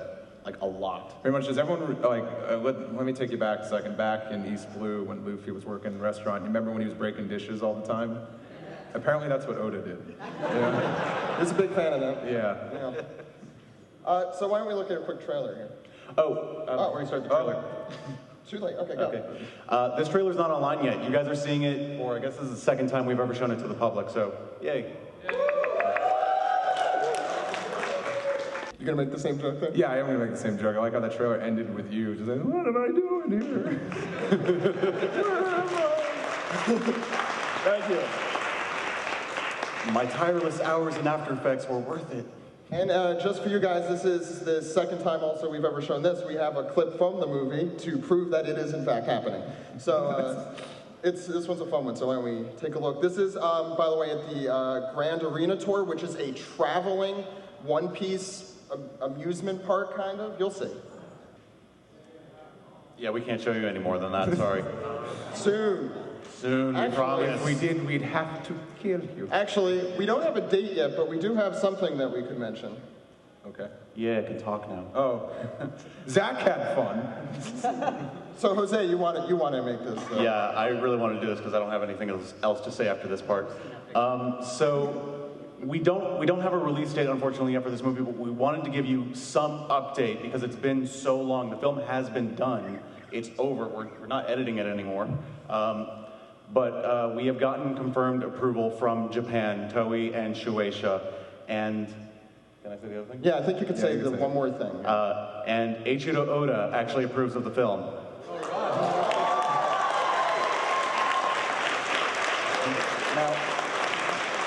Now, to talk about distribution, because I know you guys want to see it and we want to put it out. We're really, really excited about it. What the problem is right now is that we currently don't have a distribution plan that we like and that our Japanese partners like. So we want to make sure that everybody's happy, and then we can get the film out. And as long as we follow the rules and follow instructions, we may get to do another one. So please put up with it a little longer. The film is coming out soon. Yeah, if you want to see this film, make sure to let, I guess the 3 major distributors here would be Crunchyroll, Funimation, and Viz Media. I'm probably missing some, but I think those are probably the most plausible streams for us to get onto. It's going to be free and available to you guys. We want this to really be an opportunity for you guys to see what are the cool One Piece stuff I could do in Japan, and what would it be like? Well, I think if I were there? what's cool about the movie is, as much as all of us would love to, not all of us are going to get the chance to go to Japan and get to enjoy like One Piece in its glory, which is how huge it is over there. So I feel like this movie is the next step. Like, hey, you might not be able to go to Japan, but you can see everything that they're seeing over there. So, and it's free. And you learn a lot about the man behind the One Piece. The myth. Yeah, The myth, the legend. There's literally a lot of stuff in this film that you will not see anywhere else, and you will not learn from anywhere else. You won't see most of this anymore. Yeah. One last thing before we move on from the film, I promise.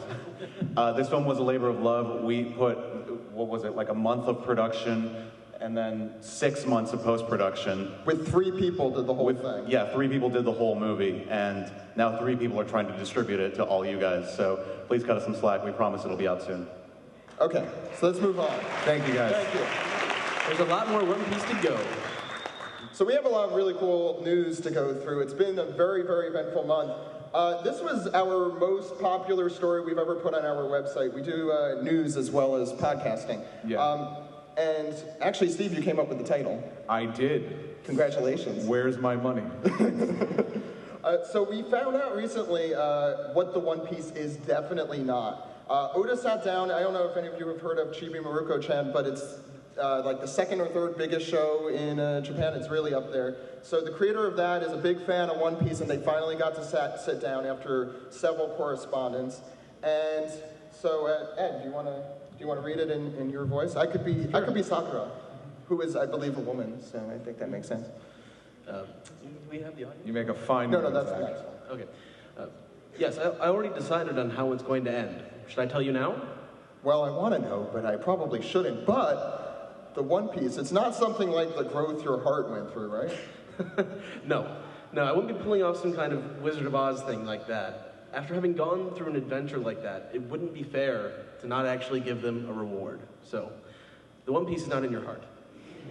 Unlike Sniper And, Island. to clarify a little bit more, in case you guys are wondering what piece is going to be that ending, where's the treasure? Where's all the One Piece? Where's all the gold and jewels? It's like, oh no, there was never an actual treasure. See, the treasures, all the adventures and the friends you made. So we know that is not the case. So yeah, it's good news. Yeah, after 70 plus volumes, that's not going to be the end. It's probably something really cool, like a huge gun. Or like Or a swimsuit.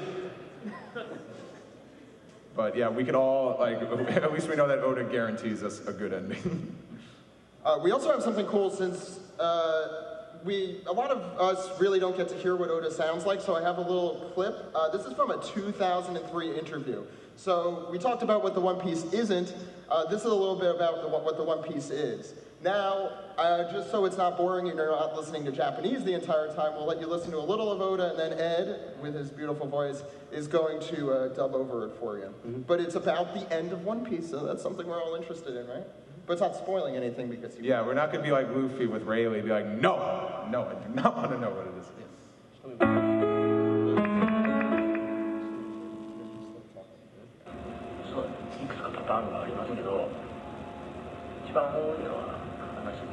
That's Oda's voice. In 2003.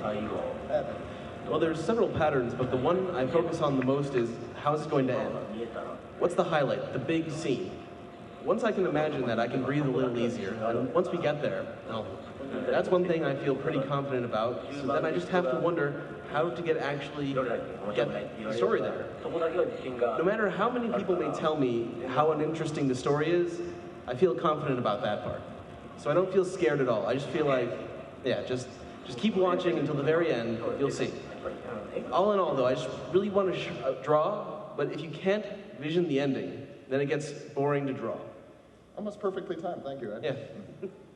All right, so let's move on to some cool news that's been coming out. It's really rare to hear Oda's voice. I'm not sure where else we would have even heard that. I think we've only heard it like 2 other times. And this has not been, I don't think this has been shown to any American audience, so what you just listened to. No, just a quick question. Does anyone know where else you've heard, actually, Oda did lend a voice in... Wait, we could do this as a trivia, so... Yeah, we have something to give out, so...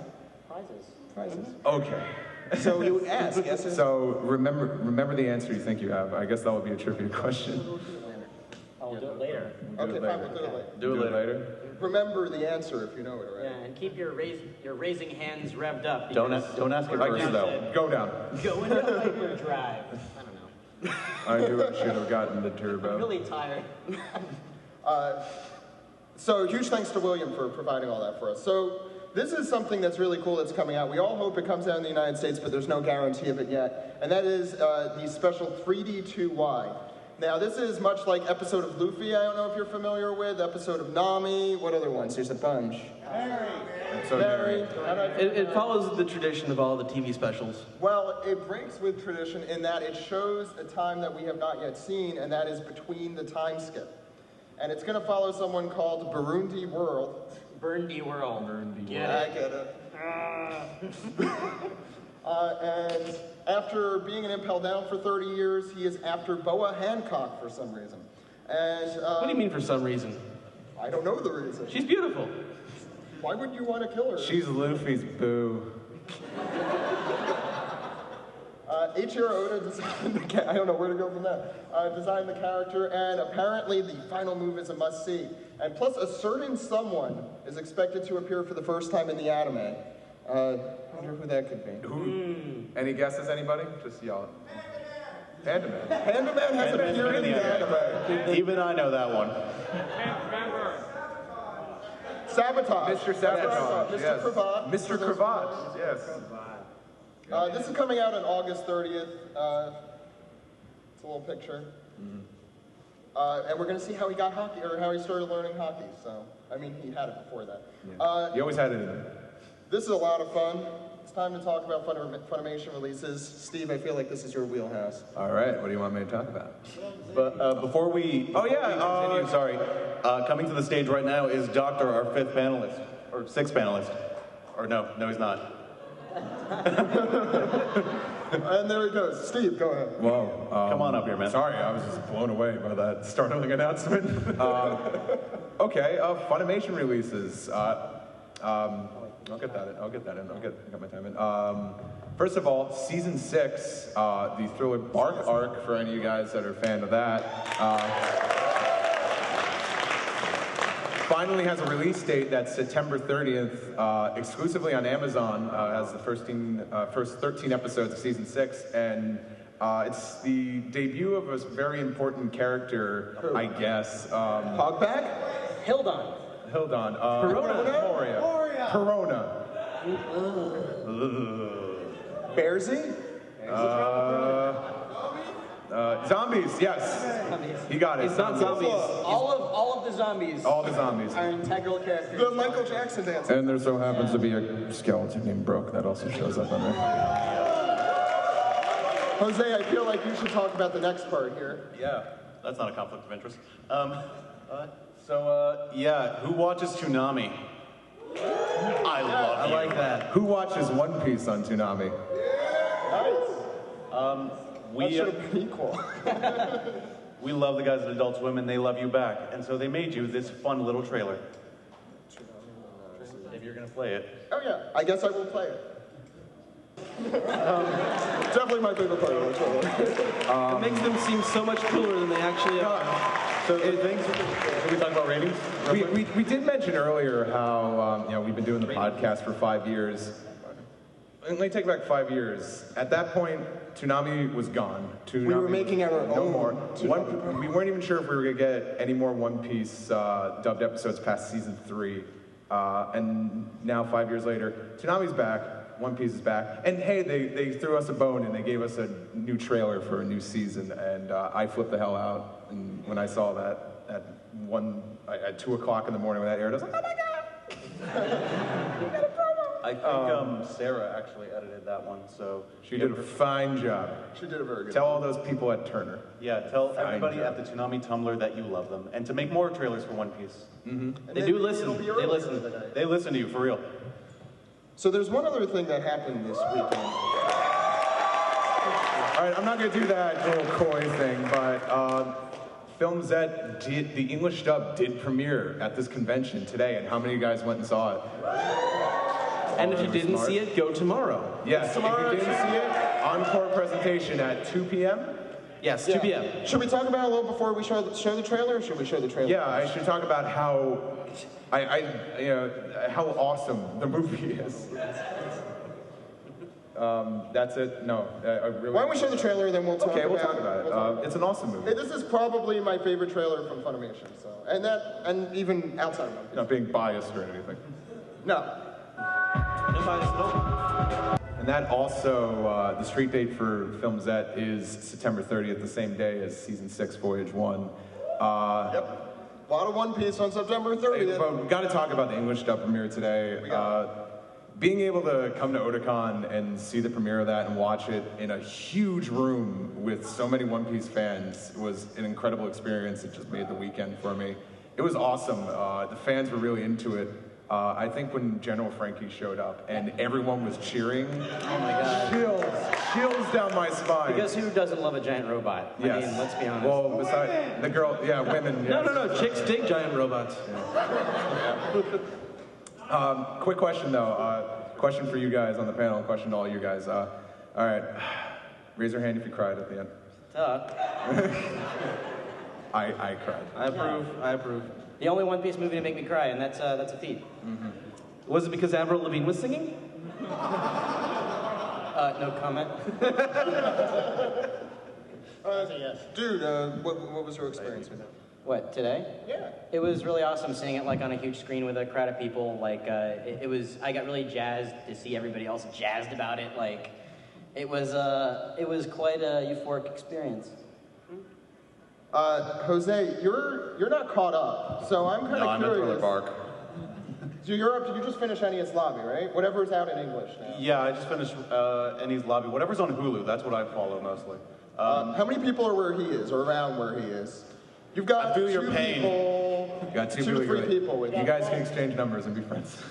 By the way, working on OPP Japan spoiled the whole series for me. I know everything now. But what did you think, since, I mean, for the most part, a lot of this was unfamiliar territory for you? No, a lot of this was definitely unfamiliar, but like it didn't bother me that I didn't know certain references, or I didn't really care because the story, I don't want to give away too much, but the story is focused around one man, and it's about, how broken a person can get. And that's really the focus of the story, and it's a very well told, very well done character study, and all that One Piece stuff aside, I mean, that's always fun. I love One Piece. But all that stuff aside, it's a damn good character study, and I love that kind of stuff. Anime movie villains rarely have so much depth. Yeah, Doc, you were talking Real about that. motivations. Doc, this was your first time seeing it, too. Yeah, that's right. And I love Shinky too, from like Strong World, but yeah, like he. One guy. A few guys. Maybe. I feel like this movie set a new standard in regards to the villains and in general. Yeah. I guess the antagonists. I shouldn't say villains because that's Until, things are complicated. With I mentioned this. I mentioned you guys again today, but originally when they pitched Oda the idea of like, hey, we want you to write the 10th One Piece movie, which was Strong World, he said his original idea was like, I wanted to make fathers cry. Fathers that that drag their kids to see this and then like, oh my god, this is so deep. And then he was like, I don't know. It's like it's a little too sad. I'll just do something fun. And then when he got a chance to come up with another idea for a movie, I think he used that original idea he had to make Film Z. And I feel like there's a story being told there for maybe like the older audience, because I feel like there is the sense of what a hero is kind of like underlying theme in the movie, and what justice is. Mm-hmm. Well, I think I've said in the past, the one thing that makes me cry every single time are old men crying for some reason, because it's that hardened soul, like, for some reason that makes me You were cry. crying because Strawberry was in it. His hat was so tall! That's his head. I forgot. That's his head, bro. The other thing that struck me was just how dark it is for a One Piece movie. Like, It is very dark. It's super dark. And yet, and there's a huge body count in like the first 10 minutes. Of Marines, I know, but like it's still a large body count. So why don't we move on? Video games. Anyone like video games? Who likes video games? Dude, why don't you talk about this? This is your wheelhouse. Okay, so years and years and years ago, I was really into the Grand Battle series. Grand Battle 1, Grand Battle 2, Grand Battle 3, all for PS1 and then GameCube. Those were my favorite games. They were kind of like fighting games sort of based on Power Stone a little bit. All I ever wanted was just another Grand Battle game like that style, and they're making another one, baby. Coming up for 3DS later this year. In Japan. But you know, if there's any indication from the last couple of One Piece video games that have come out, it will probably be available in the States somehow. And one just recently came out, Unlimited World Red for Wii U, 3DS, PS3, and PS Vita. And how many of you guys own a copy of Unlimited World Red? Cool. Because there was a time we weren't getting One Piece games anymore, and now we may not be getting them English dubbed, but at least we're still getting them translated. That was the physical release, right? Only There's a limited run of physicals. But you can it's on the digital network, so you can download for your to a heart's content. But if you're a fan of the original Unlimited Adventure games, that's where it derives from. So I'd check it out. Well, why don't we take a look at what it looks like? And Dude gets very excited by this. Okay, all right. Just play the video. Calm down, buddy. Calm down. He goes on for a while. Love the enthusiasm. Aren't you pumped up now? Yeah. I mean, because you know, he was almost enthusiastic as the One Piece mass pen guy. This is up. Does anyone know what I'm talking about? The One Piece mass pen? Okay, Yeah. that's cool. I'm not gonna get into it. So if you're familiar at all with Jump Ultimate Stars, that series of games as well, or One Piece Gigant Battle, it looks like this is kind of a fusion of the graphic style from the old Grand Battle games and the gameplay style of Gigant Battle, which is like 4-on-4. I'm sorry, 4-player, just free for all, sort of like Smash Brothers, but with like a health meter instead of the cool, gravity, whatever. So this, I think, concludes the part of our non-spoilery section. So before we end it, we had a trivia question. We might as well ask that and give out. Do you want to talk about your prizes that you brought, Jose? Unfortunately, the Toonami folks don't have anything for us, but from Turner headquarters, we have these snazzy Adult Swim shirts. They were, and these are straight from the guys at Toonami that were nice enough to. They love you guys. So. And what else do you have? We also have these Adult Swim tumblers. And we have some stuff from Cartoon Network, so if you're a regular show fan, Adventure Time fan, or general Adult Swim fan, we have some stuff for you too. Don't put the shirts in the water. If you squint, the raccoon almost looks like a tanuki, which almost looks like Chopper. We also have one other cool prize after for the manga folks. So you want to ask that question again that you were going to ask, Steve? Do I want to ask that question? All right, I need someone to be my eye. Dude, I feel like that's gonna be you. Yeah, okay, I'll be Steve's eyes, but you have to close your eyes. Okay. That's how it works. Could I be Fujitora? Yeah. Just don't summon any meteors, buddy. Oh, my bad. All right. Okay. Then you can pick your prize. I got to think of a way to phrase it. My bad. But you know the question. Eiichiro Oda lent his voice to what character in the One Piece anime? Don't have to name them. Just have to know what they are. Heavy over here decided to raise his hand first, I think. That would be from the soccer special? That's right. Yes. In case you couldn't hear him from the soccer special, there's a character called Odachi, which is Oda's little, like, pet name that people call him. Yeah. For more context, when the One Piece films used to have, like, animated shorts before them, kind of like how Pixar movies are, they used to have, like, the sports ones, and one of them was the soccer special, and he played a soccer announcer whose hair looked like a soccer ball. But it was Oda, it was Oda's voice, so if you ever see that opening short, that is Oda. Yeah, I'm sure you can find it on the YouTubes. Okay. Have a drink. Yep, we only have large and extra large for shirts. Okay, do you want to ask another trivia question? Yeah. So what kind of voice did, you would be my eyes here. What kind of voice did Steve Bloom make at the first his first One Piece promo on the new Toonami? You guy. Did he do, for Toonami or for One Piece? I think he did Tom But for the specific One Piece promo, not the one we showed, you in the back too much? There. She knows, maybe. Perfect! Wow. Yeah. That's a good, wow. I guess, I don't know, that question did kind of... Is that a weird question? That's definitely a weird question, but she knew it. That's what's important. Nice. Do we have another trivia question that isn't so convoluted? Okay, Doc has a trivia question. Okay, this is someone, if you were paying attention. All right, for the trailer that you just saw for that video game, the announcer, what character does he also voice? Got the hat? Aquino. Nice. He's referring to the new video game trailer. You might that know him announcer from- that was really into it, that was the guy that everyone hates because Go figure. he did something very mean. And if But we're you're not like at the spoilery section Evangelion yet, so I won't fans, talk he's about it. Gendo, But he's you a know, meanie. He's a meanie. Okay, so this is for people who saw film Zed today. What is Zed's real name? Oh, this guy was first. Zephyr. His name was Zephyr. It's not a spoiler, don't worry. No, it's not. All right, we got one. I've got one. We got one more. Yes. One more trivia question. Yeah. Okay, we got two more. There has been a new admiral since the time skip. What We are out of time. series of films? Hands down. Hands down. What series of films is his character based off of? You in the back, in the gray shirt.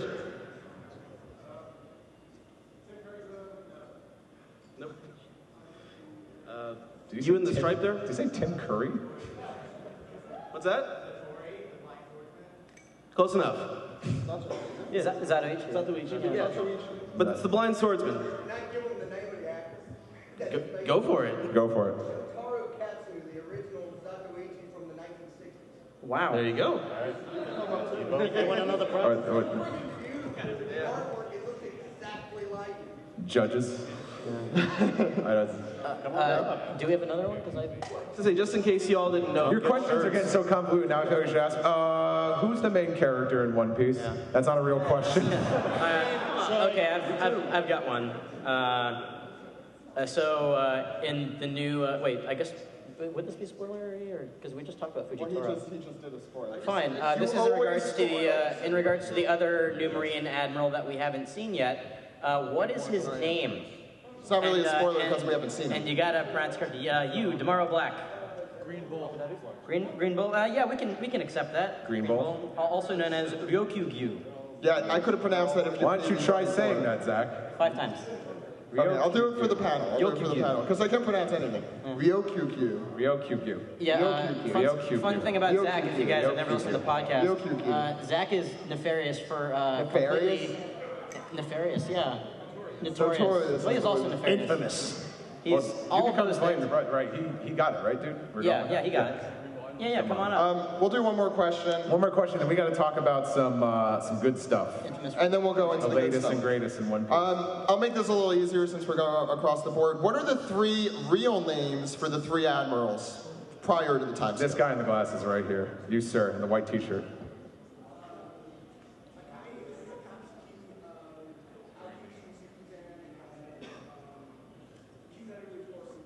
Yeah? There Good. you go. Sakazuki, Orsolino, and Kuzan. Okay, so Or something if you like do that. not want to be spoiled, That is such an Italian name for such a Japanese-looking man. if you don't want to be spoiled, this is the time to step out. Yeah, well, Zach, let me Yes, explain yes, it nice Steve, and clear. please. Okay, we're about to get into the latest happenings in the One Piece manga. I'm pretty sure a bunch of you Who's really want to excited? talk about what's been going on in the manga lately. I know some of you are not exactly caught up. If you wish not to be spoiled, you can leave the panel. It's totally cool. We get You it. could still enjoy the series and But be spoiled. I will We've all tell been you spoiled. right now, this is some heavy stuff. So if you're sitting tight, if you're in the long run, We will with not be us, offended that much. No. yeah, but we'll just wait for some of these guys to leave. But that I'm not there. how many people are up to date with the latest manga? Wow. Oh, that's a lot of hands. That's like all of them. Hey, All of the ones who are is left. Nico Robin in here or what? Hey. So we'll let you guys get out, and then we'll go into that. Because Rodney Dangerfield would make One Piece joke. Okay, they're going in. Whoa, I haven't seen that many hands since I went to that Japanese bathhouse. Oh, no respect. What? No respect. There's a joke in there somewhere. All right, I think we can move on here, right? You guys excited? Because we're about to get into the manga. Rage in a cage, Luffy in his gallant robes, charge forth. Oh yeah! I wrote that. Yeah, I love that. It was good. So these are the guys. They're The guys. These are the guys. Yeah, the guys. No. Call them what we call them. They're Luffy's Angels. Luffy's Angels. Who did we determine was Bosley? I have no idea. Luffy? Was it No, Usopp? Luffy's Charlie. Who cares? All right. So I mean, yes, the one on the left is a man. I know it's yeah. I just want to clarify that. But yeah, where do you want to begin? I think we could begin at God Usopp. Yeah. The man worth 500 million berries. 5 stars, holy smokes! I can't think of the highest one in level. I can't think of a topic like before he became God Usopp that caused so much strife in the podcast about what Usopp was going to do when he was taking on Sugar. If you guys want to explain your little dispute, if you guys remember, if you guys remember, I don't even remember. No, they had their backs against the ropes there. Sugar, with her overpowered devil fruit ability to turn people into toys, and then everyone forgets who they are. She kind of had the upper hand, and then Usopp was the only one left, and he was running away, and we got very angry about that. We were like, come on, Usopp, it's been 2 years. You worked out, and you got some awesome muscles. And my whole argument was that he forgot Robin, so he was in a different situation. He didn't have all the past to go with it. Well, We are not getting into the steak and salad debate. I got no time for that. Another time. you can listen to the podcast episode about that. Ed was trying to elicit that argument again. No, I don't want to. I want to argue about what color Dellinger's shorts will be. These are our gallery of rogues. We have the 1 stars, Rebecca. Well, applaud if you are a fan of them, and you can boo if you don't like them. Rebecca. No, don't boo. We don't want to encourage terrible, Well, I don't really care. They're not real people. Yes, they are, Zach. They're real to me. You cannot come to an anime con and go to a specific One Piece panel and just tell them they're not real. They're real to us, damn it. That's why we're here. Welcome to the One Piece podcast panel, where we're gonna take a giant dump on your dreams. Yeah. It's just inked drawings on paper, people. All right, so Rebecca, Nico Robin, 1 star. Good, we got some Nico Robin fans. Foxfire Kinemon. Yeah, Viola. Cyborg Frankie. And the 2 stars, we have Kiros.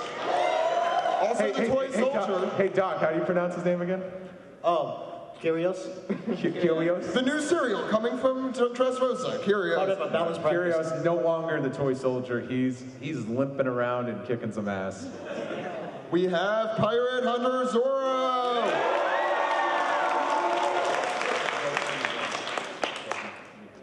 We have the 3 stars, King Riku Doldo III. Got some Riku fans, okay. I don't think anyone's heard of this guy, but we have Trafalgar Law. I was expecting to be. This guy is an unknown from the East Blue. His name is Straw Hat Luffy. Should Vaughn get a bigger one than Straw Hat Luffy? I don't know. Oh, hey, Sabo's alive.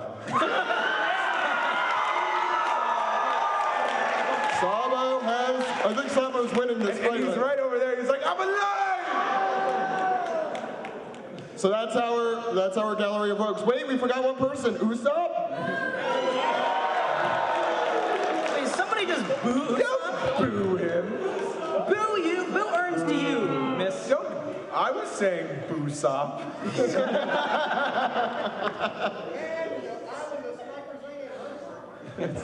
Nominate. So the whole birdcage thing that's been going on with Doflamingo and this whole system doesn't seem to be working out so well because they all joined forces with a bunch of other strong guys. Here's how it's working. Find Law in this picture. Ed, can you find him? Can we zoom in? Can you take the track? No, I can't find him. Track down. I found Waldo. No, all right, for those who can see my cursor, he's right over there. I think you can zoom in, Zach. Can I? You pinched the track. There he is. Is that close enough to Law for you? He's so happy. And I could predict the inner monologue right now. Where did I go all wrong?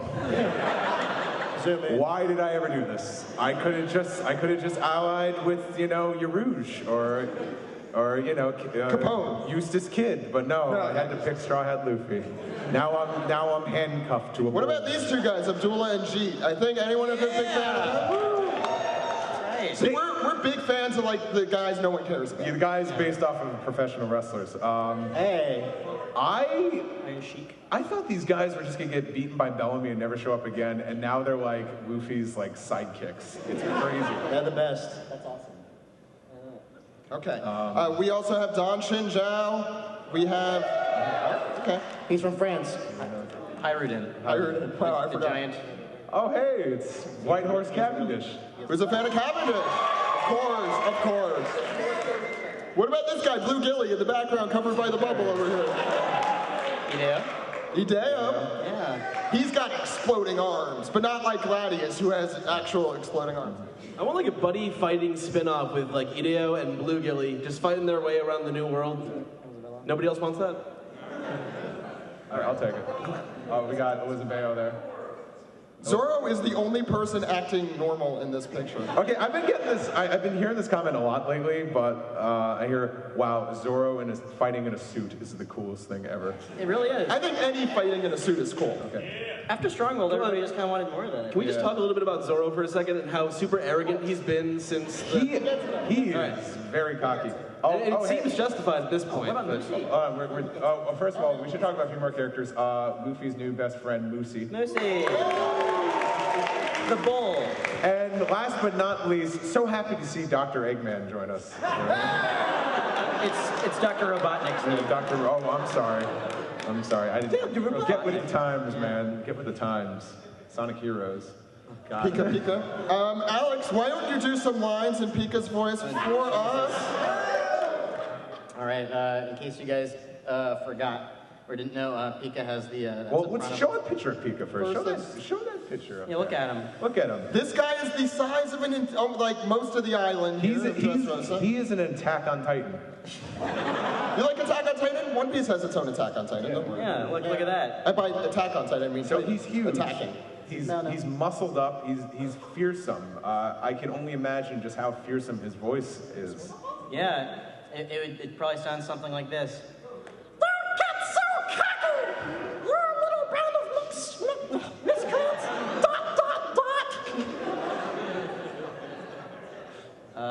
You could do this one, too. All right. Clear the way! I have business with Straw Hat! Yeah, we could get him. Yeah! Oh, it's ironic because he's so huge and he's got a teeny tiny voice. Cocky little freaks! I heard some people also theorize he might kind of sound more like Mickey Mouse, like, hey, it's you, Pirate Hunter Zoro. He didn't mean Mickey Mouse. He meant Ricky Rouse. Ricky Rouse, yeah. Model Muck. But there you go. Just to talk a little bit about what Zoro's been up to ever since the 2-year time skip, training with Mihawk for 2 years, going through all of that, and now he's taking it. Pika's basically the strongest guy in all of Doflamingo's army. He's the strongest officer. He's the chief officer, and Zoro's treating him like he's garbage. He's basically saying, "I'm going to take you out. It's not even a problem for you. You think you can cause problems? You can't cause any problems for me." It's so acting like Mihawk. He's rubbed off on him so much. That sounded bad. I kind of hope we do. I hope we see Mihawk again very soon, so we can just be like, "Oh my God, stop copying me." Yeah, soon Zoro's gonna get a tiny little necklace sword. He's gonna be like, "I'll cut you with this." Well, I also kind of made the joke that Zoro's acting like Sanji, because Sanji used to be all Mr. Prince and get in the one-liners and act all cool, and now Sanji's all like, oh God, my nose. This was probably my favorite Luffy reaction ever, because I don't have the full thing here, but there's this whole pan on him being like, "Oh my God, that's hilarious!" and just literally rolling on the floor laughing. And while this gigantic creature was attacking him. So Pika, we're fans. Pika power. You didn't notice that? No, I didn't. That's good. It's funny. I think you guys might be a fan of Sabo. So here he is. Would you like to introduce his band of people that he's with? First of all, I mean, I think we all remember where we were when chapter 723. I don't know. It was something. We all know the chapters off the top of our head. I just remember that one because we all remember where we were when we found out that Whatever chapter that is. that Sabo's back. Sabo's back. I was more surprised though to see the girl right there on the left, Koala. If you don't remember That her, was really cool. She tagged along with the Sun Pirates, the Fishmen. Arguably the best part of the Fishmen on Earth. Yes, Definitely, not arguable. She was a slave and she was rescued by the Fishmen, and she admired her so much. And she joined up with the revolutionaries, and now she's a human that knows Fishman karate. That's BA, man. And there's also a fishman who knows fishman karate. Hack. Everyone loves Hack. Who's Hack? He's Jinbei's best friend. Oh, yeah. He also knows karate. We don't know anything about Hack other than I'm Jinbei's best friend and I know karate. Hey, and Sabo, and here as Mr. Cravat, as we called him before we found out who he really was, but really knew who he was. We had to play coy for This is him getting the flame, flare fruit, depending on the translations you're reading. Now, for some reason, Doflamingo was stupid enough to actually put it in the box. What a maroon! Did anyone actually think that the flame fruit that was on the line was just gonna be a hoax, was gonna be fake? Did you guys honestly think it was gonna be like? I did. You see, I was gullible. I thought it was really there. You could say Doflamingo was pulling some strings. Take a boo. Hey, and guys, have you ever wanted your own flame fruit? Well, now you could get one as part of your balanced breakfast. These are being sold. There's more details on our website, OnePiecePodcast.com, and you can check those out if you want to see what it looks like. Are they paying us for that? No, we're not selling them. We're just giving information as to how to buy them. And here they are alongside some of your favorite Doflamingo toys. Doflamingo, Luffy, and I was going to say Dressrosa. Warning, consumption of devil fruit will make you sick. This is what Sabo's currently doing. For those who saw One Piece film Z today, you may note that fighting an admiral is not an easy thing to do, and Sabo is probably about to learn that here. Fujitora versus Sabo. I am excited. I'm ready. Okay, don't flame me all at once. No pun intended. That sounded like a Well, it's like Sabo now has Ace's power, which is awesome because I really thought that Ace's power was going to fall into the hands of a villain.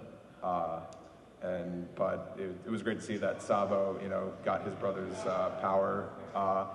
But I'm starting to think that Sabo is way cooler than Ace. Sabo's definitely way cooler.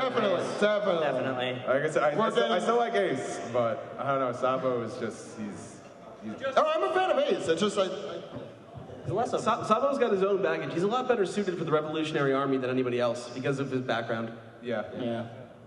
And the thing is, the Revolutionaries I find a lot more interesting than the Whitebeard Pirates. I love the Whitebeard Pirates, but I think there's a lot more there. And Sabo's backstory is fantastic, and because Stelly's in it. Everyone loves Stelly. God. There's 6 people who remember that, and most of them are here. Okay, so let's go to the next one. No, I actually always ask this at the panels. Is there anyone in our audience that actually thought that Sabo was dead? It's okay. We're all friends here. We're all friends here. But friends also poke fun at you. People could believe whatever they want. I'm willing to admit that. People thought he was killer. People thought he was killer. People thought he was Doflamingo. People thought he was that one guy with a hat in the Revolutionary Army. Yeah, with the goggles. Yeah, but if you remember the cover story that followed the time skip, where it was like, around the world, showing what happened to everyone like 2 years later, they did show Ace in Whitebeard's grave. Yes. And if you looked, if you As carefully and looked very stupidly as closely, 3 sake cups. What? And Luffy was too busy. Luffy was on that island training, so he didn't go visit that grave. So. Maybe it was Sabo. I don't know. I think the real tragedy is that Robin knew all about this and didn't say anything to Yeah.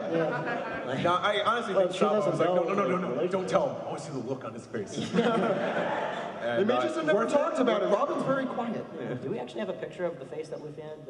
No, I should have put that. I'll just try to recreate it for you. But imagine more snot and tears. And a bigger mouth. And a much bigger mouth. And a helmet. I know, that's hard to believe. Okay, there's a lot of things going on here that Steve doesn't have, so we'll have to make do with our imagination. Here's kind of a transition to talking about Fujitora. Here is Sabo really realizing, I can't let this happen again. I can't let you kill Luffy. I've already lost one brother. and actually pretty teared up about it. It was a very tender moment. We probably shouldn't say like Sabo's better than Ace, and because I mean they work well as. I didn't say he was. I just said yeah. I'm starting to enjoy him more than I did Ace. I love that backstory, and it's sad that the three will never be reunited again. But I'm a Debbie Downer tonight. But Zach, who cares? Because just meteors everywhere. So Fujitora, do you guys like him? Are you fans? No? Yeah, Sabo messed up the steel so hard. Yeah, this is probably my favorite right here. Yeah, that's the cool thing about Sabo is that he doesn't rely on. Well, I mean, he's trying to get adjusted to Devil Fruit power, but he doesn't rely on that. He's still using his hockey. Hockey, his Dragon Claw, his Vulcan neck I wonder if his attack names are sort of tied into the fact that he's Dragon's right-hand man. Yeah, it's kind of fun.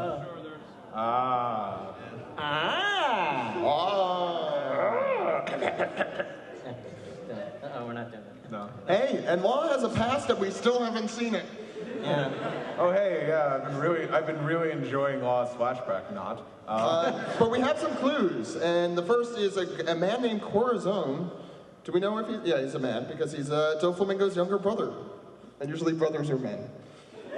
Unless. Okay, great. Let me check. Say, just for those who don't know, Corazon is Spanish for heart. The heart seat has been empty in the Doflamingo army for a while, and Law was the captain of the Heart Pirates. So there's an obvious, line through there. Yeah, connection. That's the one. Yeah. I know I am, but how many of you guys are just chewing at the bit, just waiting for Law's flashback to finally begin? It's like I'm just aching for it at this point. Well, here's the little tiny glimpse we got into it. Apparently, Law was raised in a white town. Whatever that means. No one knows what that means. And he also likes wearing grenades. They're a fun fashion accessory. Yeah. Grenades are so in this year. Grenades. Or in this They're so year, hot right 13 now. years ago. Grenades are the new black. Yes. I got it. We also have probably one of my favorite new characters, and that is Conjuro. Evening Shower Conjuro. Time to take the evening I just shower. really wanted to say his name. Yeah, it does that a little bit bad. Zoom in, Zach. Where? Look at him. Look at him. Look at him. Look at him. Look at him. Look at him. Enhance.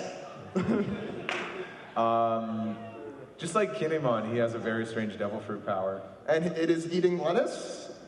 No?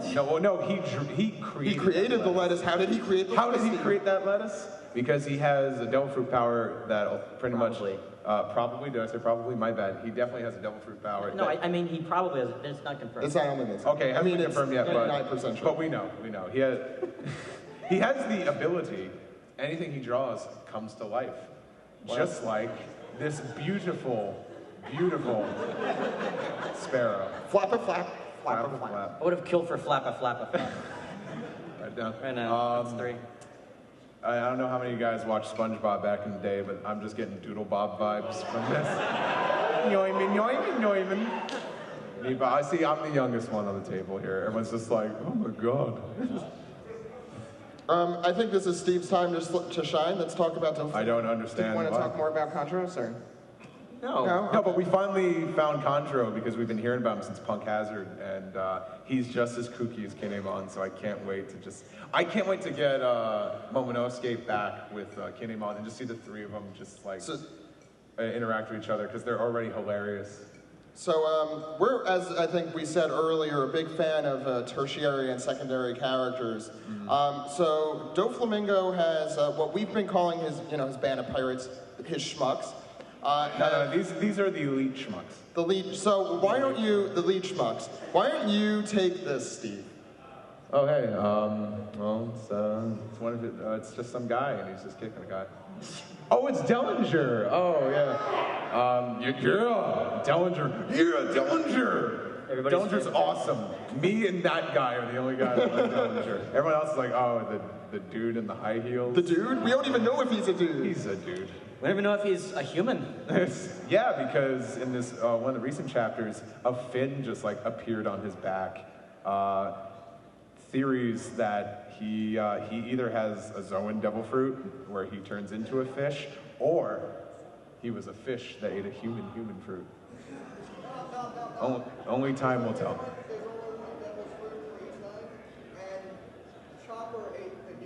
I'm gonna crush your world, buddy. Sengoku ate a devil fruit. It is a human fruit. That was a model. What model is that? Yes, because there's different models. A model is Mr. Sassy. I wear high heels. There we go. I just had to. You took you a second there. Yeah. I just like stomping people with my high heels. I'm Dellinger High, y'all. And hey, Bellamy's alive for some reason. Dellinger's like legit, like. Enough about Dellinger. It's time for Bellamy. No, I want to talk about Dellinger. We're talking about get to the fireworks factory. There we go. So Bellamy's been kind of betrayed again. So now he's asking. Another thing I want to ask: who here thought Bellamy was dead? Wow, a lot less than I thought. I kind of just assumed that Bellamy was done. His character served its purpose, and he was out. But no, here he is. He's like, no, I believe in dreams now. It's totally cool. The change in Bellamy was actually one of the more refreshing things about the earlier part of this arc. He was actually a significant source of like character development and sort of emotional drama and the whole thing. It's just interesting to see him sort of rebelling against what he's known. I'm surprised he even stayed with Doflamingo after he basically tried to kill him last time. Mm-hmm. And who did he send to kill him? Dallinger. It's always Dellinger. It's always gonna be Dellinger. So we find out a little more about Doflamingo here too, and his motivations. Who here is a fan of Doflamingo? Nice. How many people hate Doflamingo? How many like hate him? Like they love him because they hate him. Yeah, there you go. Who wants to see him get like a giant Luffy fist in the face? There you go. So we find out that they have kind of different aims. Bellamy wanted to be a pirate, but he just wants to tear down the world around him. Say it. What? Oh yeah, hold on. Wait, is it? Wait, go ahead. How would you describe? Doflamingo again. He doesn't just want to be a pirate. He just wants, Some men just want to watch the world burn. That's the most accurate way to describe Doflamingo. And there's these guys. Who knows? Man, Brooke is looking big. It's not Brooke. Never knows. So, I think it's the time of the panel. For your questions, your comments, your theories, please line up at the mic, otherwise you will not be Because we talked a lot. Now we want to get some of you guys. Any questions, comments, theories? Let's all powwow. Let's all talk. We're all One Piece. We're gonna talk about all things, some things One Piece. I don't know. And when you ask your question, make sure you talk directly into the microphone so we can record you and put you on the podcast. Because you will be on the One Piece podcast. That's right. You get to hear your barring technical difficulties, your potentially beautiful voice on. As Ed said, we'll see how long the camera holds out. Oh yeah, we're recording the Zoom. I forgot. So you want to just go ahead? First person. We good? Yeah, go ahead. All right, yeah, go ahead, man. All right, hello. Hey, what's up? I know this is going to be a possibly... Oda Sensei said that he originally wanted 10 people for his crew, and with a possible Jinbei coming to the, hopefully soon, joining up with the Straw Hats, what are the odds, because I'm a really big fangirl of Bartolomeo, what are the odds of him actually being a part of Well, you're a very pretty girl. Right. But you asked, what are the chances of Bartolomeo joining? Yeah. I don't know. Because, I mean, he embodies everything that a One Piece fan is, for the most part. We thought he was based off of Greg, because Greg is that fanboyish sometimes, but... Yeah, say that on the podcast. Now Greg's be listening to that at 5 in the Eastern time. He's like, oh. And I mean, Luffy's asked a skeleton, that talks to join his crew before knowing what he can do. But the thing is, though, Brooke wasn't like, oh my God, you're Straw Hat Luffy. We're not worthy. We're not. Yeah. No one, as flattering as it would be to have a fan, follow you around and compliment you, it would get old after, 2 minutes. Yeah, I mean, you can already tell everyone's a little weirded out by him. We all love Bartolomeo. Don't get us wrong. I think it's great. I think the fact that Bartolomeo is just a weeping fanboy is one of the best bait and switches I've ever seen in my life. I think Mr. Dodo's pretty sick of him already. Actually, no one got that. Kind of a follow-up to that, though.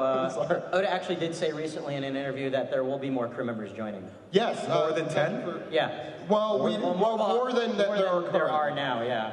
We had been saying on the podcast, no, there's not going to be any more. We were proven very wrong because it has been confirmed there will be more crew members. Yes. Oh, you were. Ed just finished taking the bar. He's back with us. We're very proud of him. He's all done. He's back. So he's a little out of the loop with some things, but yeah. This is quite so we could give you news as well. It's quite a ragtag crew we are. We got 2 lawyers, a guy from CNN, cartoonist, Jose. And whatever I do. And doctor. Yeah. Okay. Okay, next question. I was letting you describe yourself. Sorry, we tend to not shut up. It's a problem we have. These 2 specifically. Go ahead. Oh, well, actually, I have a theory and a question, if that'd be all right. Yeah, that's totally fine. The first one is a theory towards what exactly Dellinger is doing right now. This is all Steve. So, as you already know, one of the big things going on behind the scenes since Punk Hazard and now Dressrosa is that the production of Smile, which is a man-made devil fruit which gives people zone powers. So it'd be pretty easy for someone in Don Flamingo's group to get their hands on one. And if you notice, it was the fin and the fact that he has horns now. He looks similar to a fighting bullfish. Yes, correct. So yes, so it's quite possible that would be what he is. Yeah, but we talked about that a little bit on the podcast. I like that. Like I said, there's kind of 2 sides of it. It's either he's a human that ate like the fish fruit model fighting fish, but I'd find that to be really strange because one of the big things with devil fruits is you sink in water. Well, so yes, but remember back to Fishman Island with Vanderdecken. Yes. He was in a bubble. Right. That's how, yeah. Because he couldn't be out in water because unfortunately it pretty much cancels out. It's less about what you are and just more of your own physiology. Yeah, I don't see a fish fruit really working. But then the other theory is that they gave a human fruit to a fighting fish, but I am curious what exact model that would be of a human fruit. Actually, if it is a smile fruit, the only other smile fruit that we've seen in action is Momonosuke's fruit, which makes him. Sorry, Momonosuke. That's my pronunciation. Big Momonosuke's house. Big Momonosuke's house. So he randomly transforms into a dragon, and that shark fin seemed to be kind of random. Yeah. So that could be a mass-produced devil fruit. All right, we should probably move. Oh, you can go quick. Well, I had a bit of a trivia question to see if I can stump you guys. So Should not be as hard as you think. Crap, why couldn't Greg be here?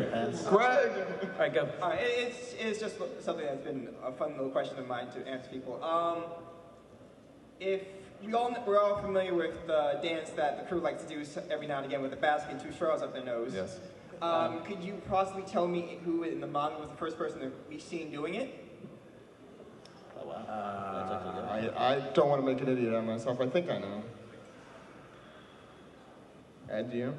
What art? Does anyone out there in the audience know? I'll wait. That's kind of cheating, is it? I know. Usopp. It was Usopp, right?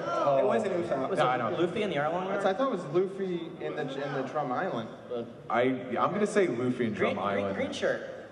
It was Johnny's partner, the guy. Oh, Yosaku. Oh yeah, that's right. Jeez. Oh my God, even Take I a look forgot at about chapter that. 95, you'll see it. Yeah, awesome. All right, thank you. Thank you. wait. Do you want a shirt? Oh, that's great. Yeah, That's actually really good. That's a reverse trivia round. Yeah. Drop a knowledge bomb on us. Yeah. Okay. Go ahead. I have a theory and a question. Sure. Well, my theory is that I'm not good with names, but you know the 4 Emperor of the Sea then? Yeah, the emperors or the Yonko. Yeah, the woman. Big Mom. Yeah, I think she's going to end up as, God help me, I can't remember her name, but in the Lola? third part. Yeah, her Lola's mom. mama? I mean, that's probably what everyone's thinking. Yeah, I think most of you guys know what she's talking about, but back at the end of Thriller Bark, Lola handed a Vivre card to Nami's like, oh, this will take you to Mama. Yeah. And everybody, and all of Big Mom's Yes. But all of Big Mom's subordinates call her Mama. That's true. I honestly think that, because the twirly brow pirates, Sanji, Nami, Brooke, Chopper, the last time we saw their them, adventures. Big Mom's ship showed up, and we're like, oh my God, they're going to fight Big Mom. I don't think they're fighting her at all. I think if Big Mom, if she is the Mama that Lola was referring to, they're probably like, oh, Lola, and they're probably just hanging out right now, just having fun. That's a theory of mine. Okay, Thank my question is, what are your theories on Blackbeard and how he obtained the second devil fruit? I think it has to do with the dark fruit. It has to. That's probably right. Because the rule is, no person can consume 2 devil fruits. Wait, how he obtained it, or how he's able to use it? How he's able to. How he obtained it, because he was under that Like, Oh, how he got it out of when he obtained Whitebeard's fruit. Well, we've got. He probably had a banana with him. In all seriousness, that's possible. Like, how did he get it out of Whitebeard's body? Probably the same way the sad fruits were produced. When something dies, whatever the closest fruit is to it, apparently, is where it goes into. Yeah. Oh, okay. Yeah. Yeah, I mean, that happened with check back when Smiley blew up in Punk Hazard. Smiley. I think you were answering a question. Beastman. Okay. But no, thank you very much. Thank you. Thank you. That's my Caesar clown. Yes. Hi, how are you? Hello. Hey. What do you think the odds are that Don Chinjiao is related to Strawberry? Oh, I guess I have to take we this did question. name an episode, the Longhead Tribe or something like that? Yes. And we used a picture of Strawberry.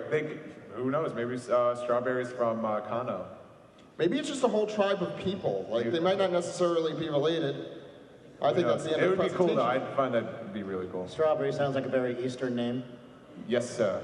Do any of you guys read any fan parodies people have made up? Steve, do you know one? No, I don't.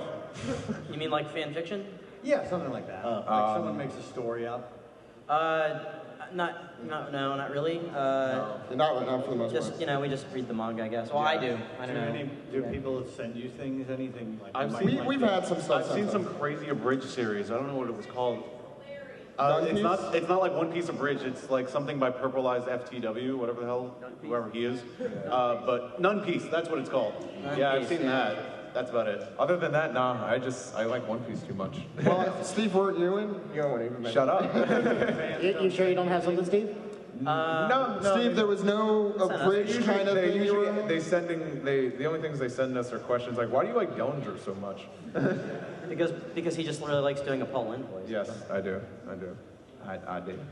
Sorry, I'll get the Thank square, you. Steve. Full speed ahead. Yes. It's cool. I'm going to ask 2 questions. That's fine. Okay, so my first question is, I saw a theory online about how before Enies Lobby, when Luffy revealed his second gear, his third gear, Oda actually showed the second gear in one of the movies. Oh, yeah. Okay. movie 7. Yeah, movie 7. First of all, Oda hasn't worked on every single movie, so that was all. He only worked on the last 2. Yeah, it was a slight preview, but sorry, I don't want to cut you off. Yeah. So since episode 3, the new special's coming out. Yes. And there was a thing that's on the PowerPoint that said how it was going to show the finishing move. Do you think that he might reveal Gear 4 or whatever it might be? I never really thought about there being another gear. Yeah. What else could he do at this point? I don't know. He's... hockey power? I don't know. It's a good question. We'll just have to find out when it comes out. Yeah. That's good. My second question is, what do you guys think is the best theory for One Piece? Or what the One Piece is? Best theory. I think Doctor and I concluded it is a sled. I think that was like a nice toboggan kind of sled. One Piece. A nice red one. That was Orson Welles, right? Yes. Red's a good color. In all seriousness, our Greg has come on a lot, and he talked about how there's actually some puns in the word One Piece. I don't know them because I unfortunately do not speak Japanese, but something along the lines of bringing the world together, or the power to bring the world together. Now, then there's the question, does that, it conflict with what Oda said the One Piece isn't, so. It's a One Piece bathing suit. It's a trick. It's a trick. Oh, I never heard that one before. It's a trick. One Piece is going to end just like Evangelion did. What did he say? It's going to end like Evangelion. Oh, everyone turns into Tang, The One Piece is actually Luffy's mother. That would explain why we haven't seen her. Hello, guys. Yes. Hey, what's up, man? I got 2 questions. One, what was your favorite One Piece villain? Well, let's just go down the line quick. We don't have to explain because it's going to take us an hour and a half. Eneru. Yeah. Django. For some reason, maybe it's just I saw the movie, but I really do love Zed. But in general, I guess still Flamingo. Might be too early to say that. Crocodile. Yeah! I have a soft spot for Kaku. The giraffe. I actually like Lucci. There's one. Yeah. He doesn't get enough. Mine have to be Arlong. Oh, That rules. Yes, That's awesome. And I hope you. This is like after I first saw like the Arlong, I went straight to my guys like, dude, put this on me now. And then you saw the scene with Nami. Do you want a t-shirt? If you come and show your tattoo to the camera, we're giving you a t-shirt. Not too close. Not too close. Wow, that is. There you go. That is awesome. Now everyone's like, damn it, I should have got a One Piece tattoo. Now, I hope you're not gonna t-shirt, man. stab- Yeah. After, he has another don't question. stab that tattoo. Sorry. My second question is, the whole CP9 thing was who was Rob Lucy's transformation? Because I completely skipped that whole entire Leopard. Cat fruit model leopard. Yeah. I thought, okay. Oh no, cheetah. Yeah, leopard. Okay, thanks. I thought you were going to ask him. Hey, Zach. It's a leopard. Zach, I almost thought he was. Some sort of thing. Zach, I almost thought he was going to ask about my new. We're going to limit to one question after this. Sorry, guys. Wait, what? We're done after one question? No, we have no limit to one question per person. Okay, yeah, one question. Yeah, because we got. Because we want everyone to get a question. All right, man. Next Go up. ahead. Okay, my question is, what do you guys think this did with Zoro's eye? Like, what do you think that? I think he was hurt when he was training. Not bad answer. It's That's pretty much what it is. That's my favorite movie, Cop Out. It's like probably the last time Zoro was ever beaten at anything was when he took that scar. Maybe that's sort of the reason he's been arrogant, is that he hasn't been touched since. I'm going to say it's a showering gun. Really? Fire this man. You're gone, Steve. I'm firing you. You don't think it's nothing to do with that little evil spirit aura stuff he has? I think we talked about that. Yeah, I don't know. I want it to be really ironic and actually him fall down the stairs. Too early to tell. Too early. Not enough. I think we'll definitely find out. And we'll probably see something really cool come out of it. I can't imagine, or just nothing happens. But thank you, though. Thank you. Thank you. Thank you, yeah. Hi. Mine is sort of a theory about the will of the D, and it's kind of a long one, so I'll try to do that. Okay. Try to summarize it the best you can. Summarize. Yeah. Oh, cool. Really long text message. All right. Like you have to text them this. They need to know. Did a friend send you that? Like you have to ask this. I sent this to a friend. Okay. Okay. We were talking about how we think the will of the D might have something to do with power, like how the D is like a bloodline of people or whatever who are destined just to be like great people in power, maybe good, maybe bad. And then we said that they came into the world, and because of like all the power struggle and stuff, they kind of wiped each other out, and then the world government came to kind of wipe them out to create order again, which is what the Void Century might be about. And then I said that Mihawk's island that he lives on, Kuragana, might be that island where they lived, which is why everybody on that island is dead except for Mihawk. And it's not his own home island, because he said that he like claimed it, and I think that the giant cross that's on the island is either a giant grave that he carved for the people that lived on there, or he just used it to mark it as his own place. And yeah, so I was like, Blackbeard has the D because, he's power hungry, and he's one of those jerks who they had to put down. Luffy is like one of the noble-hearted, so he's just out there for the adventure. And then like Garp, who's kind of like part of the military, because like his idea of like stuff like that is different from theirs. And I just kind of wanted to throw that out there, maybe your opinion. I like that. It's interesting. Yeah. I'm curious the if idea. the island that Mihawk's on is ever going to like be something more than just where Perona wanted to go. You never know with One Piece. I mean, Yeah. there's also the bit about, I think, wasn't it Whitebeard who disputed whether or not Blackbeard was even a real D or not? Because he's such an evil the guy. only character we knew, besides Roger, of course, that knew anything about the will of D was Whitebeard, and we're not going to be hearing what he has to say anytime soon. So, but Whitebeard did say you're not one of them. So Let's do a kind of lightning round. So yeah, I want to get through as many questions as we can. Go ahead. Okay, while all this chaos and commotion is going around Dressrosa, where is Jesus Burgess and what is he doing? All right, down the road. Steve, what's Jesus doing? Looking for his paper bag mask. Making pies for the pie fight that we'll ensue later. Pie fight. I think he's probably doing some sort of Mexican wrestling with someone. He's pumping up. He's just lifting weights. I have no idea who that is. You've seen that. He's there. He's been there the whole time. He's just Fired him. him. You're fired also. These are 5 things. Okay. I thought, well, possibly he's going around and picking up Devil Fruit users for Blackbeard after the Burger. I like it. That is true because that's a good idea. Yeah, Blackbeard. That's a really good idea. I like that. That's the best thing. Hopefully he's doing that and not just why is this cage here? I want to leave. That's just what he's doing. He's just shaking on the cage. Hey, dude. Next question. Talk right in there. Sorry. Sorry. I kind of got both a Combine it into one because we're short on time. Yeah. Both a theory and a question of sorts. Make a theoration. All right, what theory? All right. Go for it. I don't think that Lenny, the new crew member, is going to be anybody that we know or have seen yet at all. Sure. Who do you guys think? What do you guys think would Go down the line. New crew member, who do you think it is? Steve? We talked about this recently. It'd be cool to see Leo join the crew. Anyone else like that? Anyone like the Tontadas other than us? Wow, no one likes that. Jinbei. Leo. 2 minutes. I mean, Jinbei, I think, is an obvious. Yeah. It's going to happen, but after that, Leo. Yeah. I just want another talking animal. No comment. Does Ed know the answer? How about just any new woman? I only Rebecca's like it's kind of a sausage fest in there right now. Let's just good point. Diversify. So, Mashari or Mayshuri. Hey Jim, let me know when we have 1 minute left. That's cool. Yeah. Thank you, though. Thank you. you. Moving on. Lightning round. Lightning round, Ray. I don't have Make one. it snappy. So is a podcast as big as you guys have become in the Oh, thank you. Thank you. Thank you. Thank you. Oh, sorry.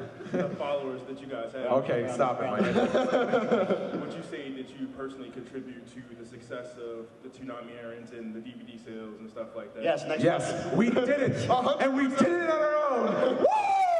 No, not at all. So why aren't you guys getting paid yet? That's what I want to know. No, this is gonna be an honest answer.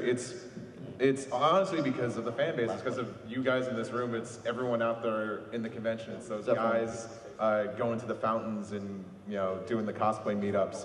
It's buying those One Piece DVDs. It's buying the manga. I think just watching it on the simulcast. It really took a while for One Piece to really catch on, and more and more people realize that wow, this is a really good series.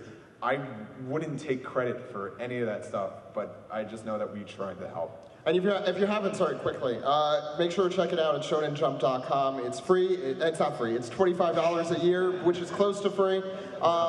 It's legal. It's translated by our frequent guest, very special guest, Stephen Paul, who's an amazing guy, and he's the best at what he does. That all being said, I think this podcast has made its stamp on the franchise. I think actually what we do is more a reflection of the enthusiasm of the fan base, more so than us spurring the fan base on. We wouldn't be doing this if there wasn't already this passion for it. We're just sort of giving it an outlet. That's what we try to do. So many people to come in and watch us talk about Lightning round! Okay.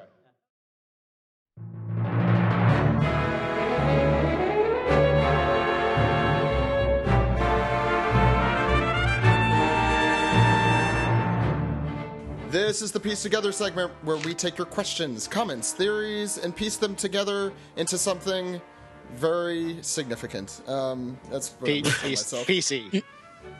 Yes. Before we start the segment, we said last week, put out the hashtag OPP character poll and vote for either Buggy or Sabo, and we have the results. And surprisingly, the winner won by a single tweet. So yes, wow. Your vote does always matter. So, is it Obama? Did Obama win? Obama won. We got to do a whole episode on Obama. But Zach, now we have to factor in the electoral votes. Oh, no. Right. Okay, so I believe... Don't forget the super delegates. The super delegates, of course. Let me just carry the one. Don't blame me. I voted for Kodos. So I won't say who the winner is here until right away. No, I will, but I'm going to try and make it suspenseful. We've already done that by just stalling with Fine. In second place, with 13 votes, we have Buggy, and with 14 votes, we have Sabo. So Sabo is the winner. Recount. Oh, no. But the real winner is Stelly. So well, yes, he is, because we will be talking about Stelly now. So for those who voted for Sabo, I'm sorry, we're actually going to do a Stelly episode. No, I'm kidding. We'll be doing a Sabo episode in the next few weeks, I guess, when there's probably a week off from the manga. Next time, not this time. We'll do a Sabo episode, focus a little bit on him, top 5 moments, the whole thing, which he hasn't been around that long, so they'll probably be pretty understandable what they are, yeah. But there's a lot to talk about with Sabo, so looking forward to that. I would love to do something like this again in the future at some point. It would be cool to see what you guys like, and maybe we'll do something more expansive next time. Anyway, I think we should probably get into piece together questions because that is what this segment is. All right. So let's start with emails. Why not, right? Emails. Email. Forgot Ed has songs for everything. This is from Micah Mott. I think that's how you pronounce that. Micah Mott. Micah Mott. We all love One Piece for a myriad of reasons, but what about the weaknesses of Oda's masterpiece?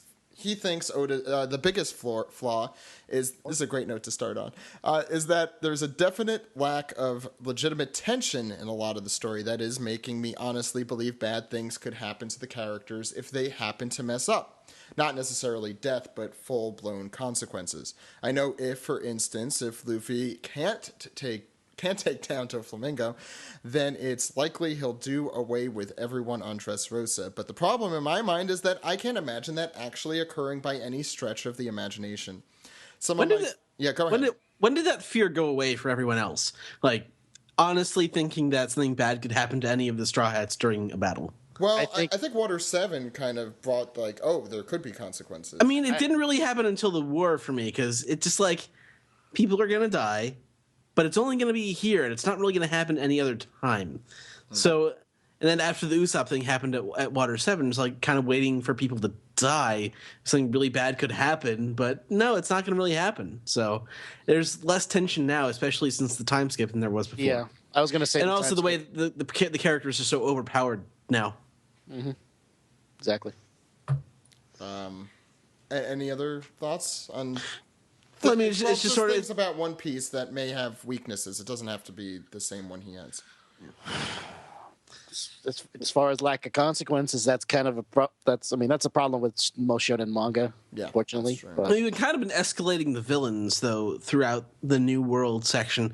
No one took Fishman Island seriously. There are parts of Dressrosa you can take seriously, but when you have things like Zoro versus Pika, it doesn't sort of. We don't have any real thought that Zoro is in trouble. Yeah, it's strange now. I think that's kind of why the biggest, I guess the biggest fault with the stuff with the fishermen, it's just coming immediately back to a big, I guess, confrontation with villains, and you're like, oh, these guys are gonna win.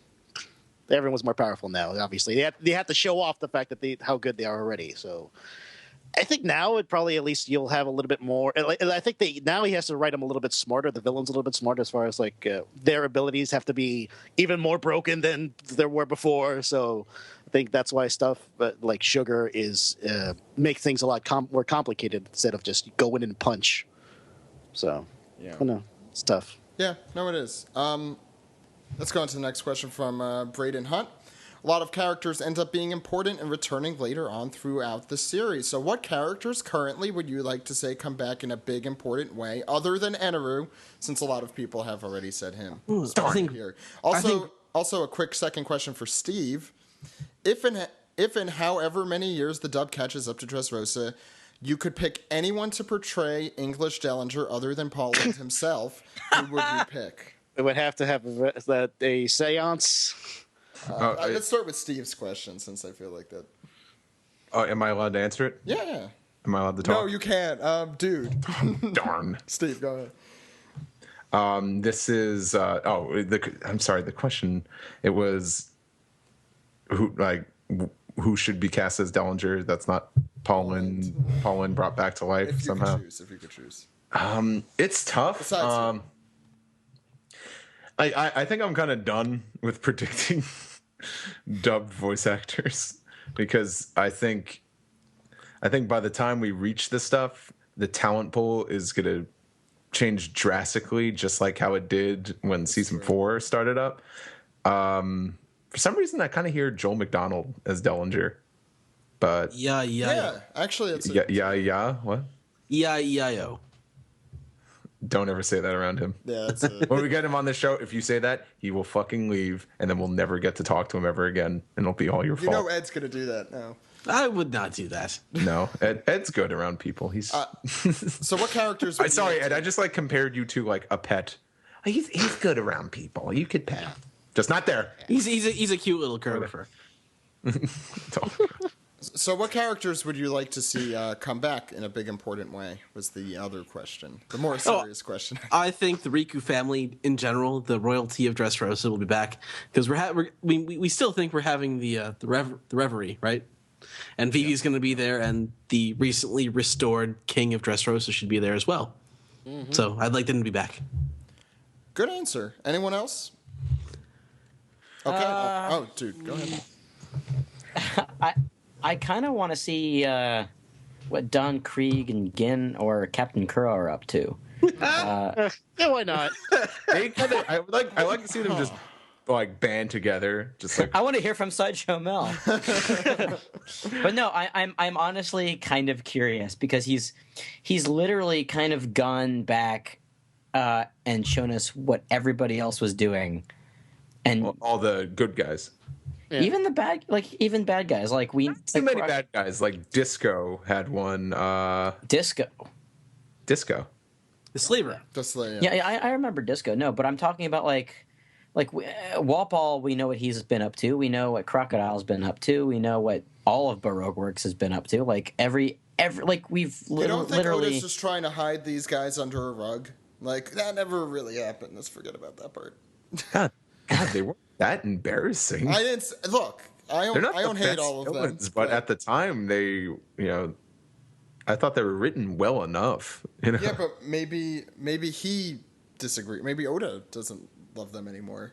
And they're not the Bebop and Rock Steady of the One Piece universe. Hey, boys. Like I want Gin to sound like that from now on. But no, I'm just curious. I don't really care that much, but I am kind of curious about them too. See if Don Krieg ever updated to the Don Krieg 3000. Yeah, see, I thought that was cool. I like kind of want Andre 3000, and then you just sing songs. All right. He has we have the next question. Well, no, I'm just trying to. I haven't stated any characters. Going off the panel, it reminded me of my CP9 theory. I would love to see the CP9 guys again. That's pirates.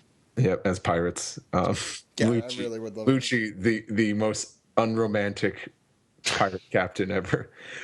Say, Lucci, there's a cool island. You want to go on another daring adventure? No. Are you sure? Yes. Oh my God! Can we get that spinoff? No. I'm gonna say CP9. I really do. It's like visiting the box factory. It's exactly what that spinoff's like. Oh God. Oliver has the next question. First, perhaps Dellinger is half fishman, half human. We've gone through that possibility. We know mermaids and humans can breed since Chimney is Kokoro's granddaughter. Do we know that they're actually related? Yeah. Yes. That's why she's such a good swimmer. All right. Okay. So fishman-human hybrid is possible. Second, perhaps Princess Manchuri. Wait, but aren't they Kokoro and Tom were like? How did that work? I don't know. No. We don't know who Chimney's parents are, nor do we know who her grandfather is. So nor do we kind of care. Yeah. No, we don't. It's a Dragon Ball Z thing, Zach. Just don't ask questions. Second, perhaps Princess Manchuri. Manchuri. That's how we're pronouncing it, right? Manchuri. Her special power is related. Baby. He says maybe her special power is related to the Tontata's ability to grow plants. Sure, I don't really see how that's a foil, but it doesn't have to be a foil. But it might. Oh, actually, it does. Her true power is to make anyone who wants to be a king. And Doflamingo's like, no, I need that. without her, I can't be king. She makes the crown fruit. just the crowns. The more and more I impersonate Doflamingo, the more he's starting to sound like Brian Drummond. Oh. So let's make him Brian Drummond, please. I'm going to use the bird cage and trap everyone in Dressrosa. Next question. He says, similar to how Shirahoshi's power to control sea kings, like how mermaids communicate with other marine lives, only much more powerful. Perhaps Manchuri's ability to grow plants is more powerful than the other Tontatas and is required for these smiles to grow as well as the other Tontatas tending to plants. I'm just curious how that works because she's not in the Smile Factory. She's locked in the palace. That's also true. Anyway, I don't know. We don't have the answers, and probably my answer is shit. So let's go to Reddit. Do you have a song for that, Ed? Nope. Thanks, Dude, do you have a song for this? Reddit. Let's see. For all of your One Piece questions, come to the Reddit subreddit on reddit.com. Don't you have your ukulele with you? Oh, yeah. Try that again. For all your questions about One Piece, go to reddit.com/r/One Piece. I don't know. Nice. Yeah. That's good. There you go. Yeah. Bouncing Hyena starts us off here. Why do you think so many One Piece fans dislike Skypiea? How do you feel about it? I have come around on it severely. I love it. I enjoy it, but then again, I was not reading it every week. So I think people that don't really like Skypiea, or I think they're long-term One Piece fans that were reading that weekly, but it's still enjoyable. You know, if you go back to it now, it'll seem quaint and short. Yeah, no, if you go back to it now, it feels like a One Piece episode because that's the pacing of the One Piece anime these days. Yeah, after sitting through what we've had to for recent anime recaps and even reading the Fishman Island arc, Skypiea is kind of a walk in the park. Yeah.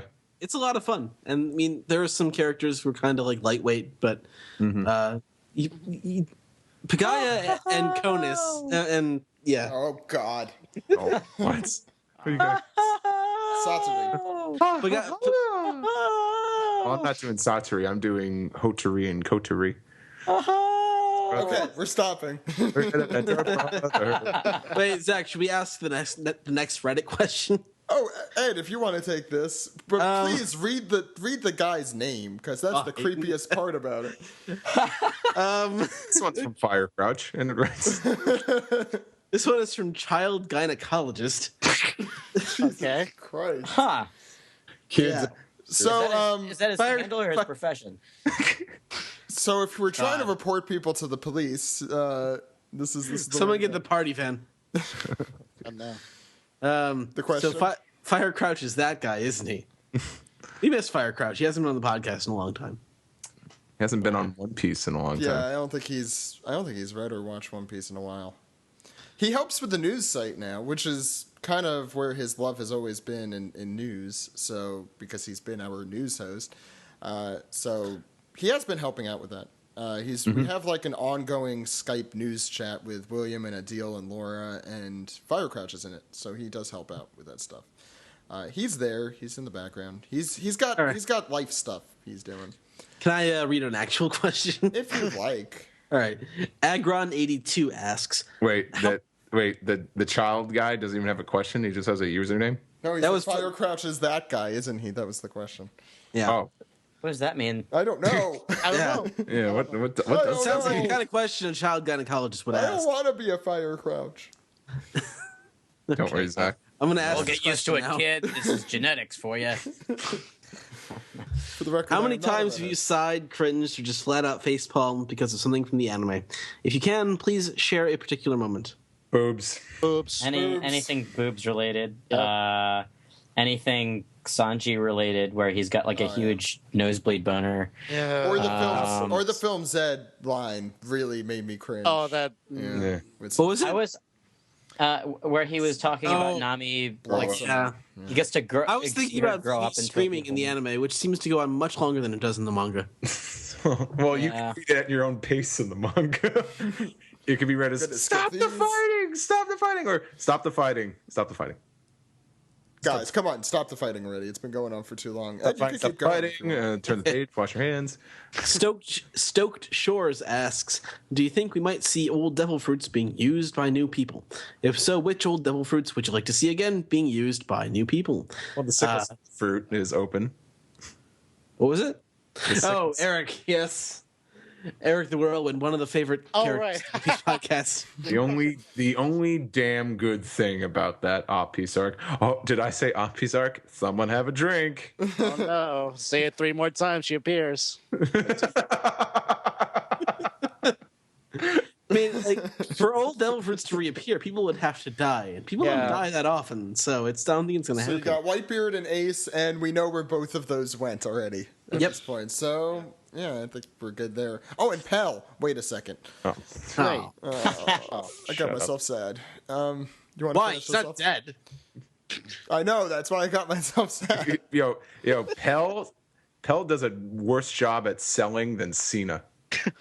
Oh no, that's not true. After last night, after last night, you can't say that anymore. Well, beforehand, or Ken Shamrock. Ed, go ahead. Last one. All right. Defatlantis. Defatlantis. Okay. Do you believe in Defatlantis? Do you believe in Defatlantis? Get the uke out if you're doing this. Hey guys, I love the podcast. Stop telling me to do. Hey, shut up. Stop telling me to do things.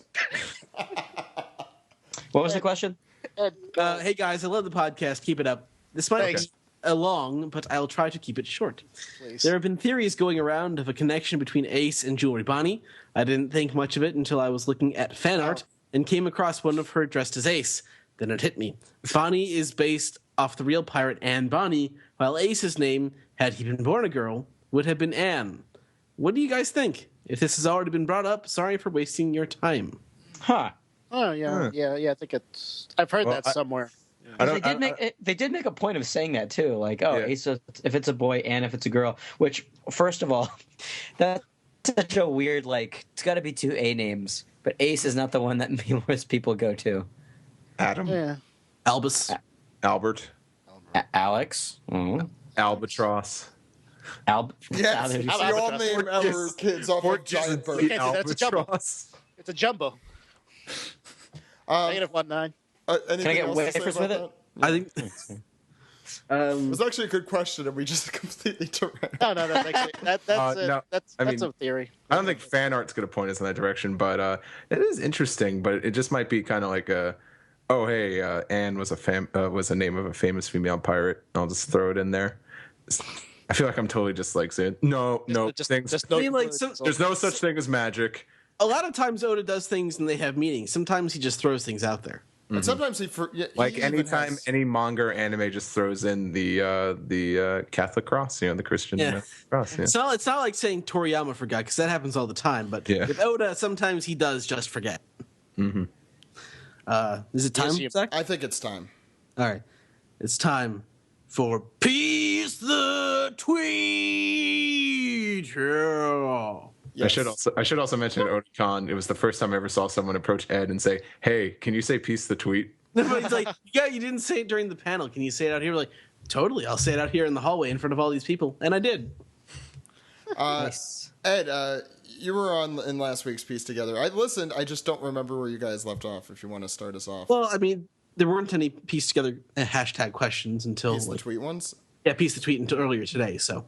Okay, so why don't we just start today with Ash? Do you think that Junko Takeuchi, the voice of Naruto, will return a voice? You know who? Sure, it happens. Mr. Cravat. We could say that because I don't see why not. Yeah, she's done older Naruto. She can pull it off. I would love to see that. And after, I don't know if you guys got to listen to her on the Shonen Jump podcast. She actually went on there. Really well-humored, funny person. It was really fun to listen to. I honestly don't hear it as an older voice for Sabo because I think Ace's voice was changed. That's true. I wouldn't be against it. I am pretty sure. Was Ace's voice changed? Yeah, I don't think. I think he had. Piccolo was not the voice of Kid Ace. Huh. I'm up for it staying the same. Okay. Gohan! Oh, that's Goku. Oh my god. Jesus Christ. Those were oddly really well done. Okay, Alex James asks, what devil fruits are you guys really looking forward to seeing the full capabilities of? So these are some we've seen, but just not the full capabilities. All of them. Yeah. I think I know Ed's answer. Do you? Because I don't really have one. Drake? Oh, I don't see why.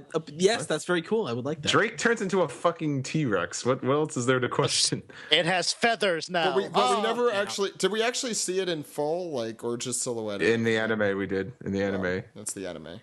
Plus it's been 2 years, so maybe he's a super T-Rex. I don't know. Oh my fucking god! It's a dinosaur. He's good now. I'm trying to think. He's eating her. He's eating her. And then he's going to eat me. Oh my god! So, I don't know. It's funny. Before Bellamy showed up again, I was kind of wondering if there was any more that they could do with the spring fruit, and I'm like, oh man, I hope he has like a spring punch. And then he does, and then I'm like, oh okay, there's nothing more to that. I'm trying to think of some other devil fruits. It's hard because devil fruits are only like limited by their imagination, so it's just like you can just do anything really. So it's hard to really look at Luffy's fruit. He's done so many wacky stuff with it that I never would have imagined. Sorry.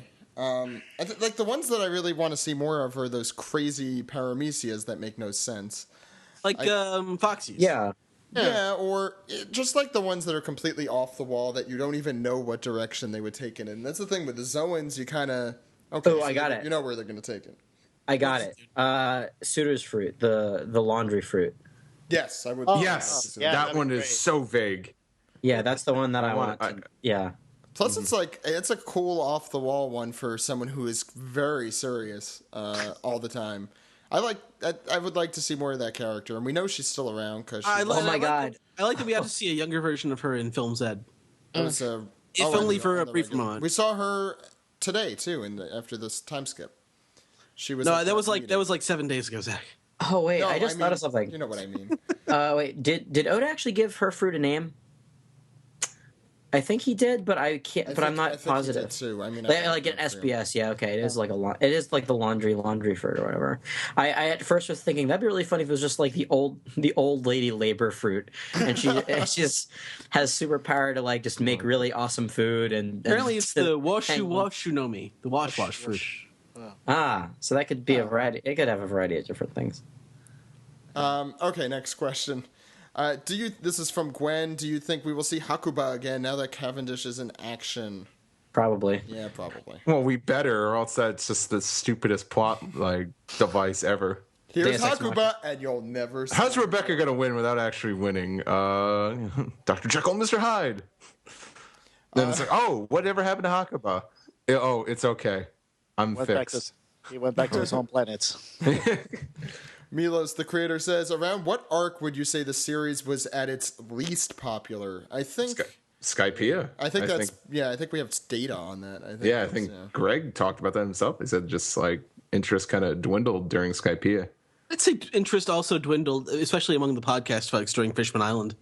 But the thing is, One Piece was just on the rise so much in Japan. If you're watching the anime, One Piece was also down during Impel Down.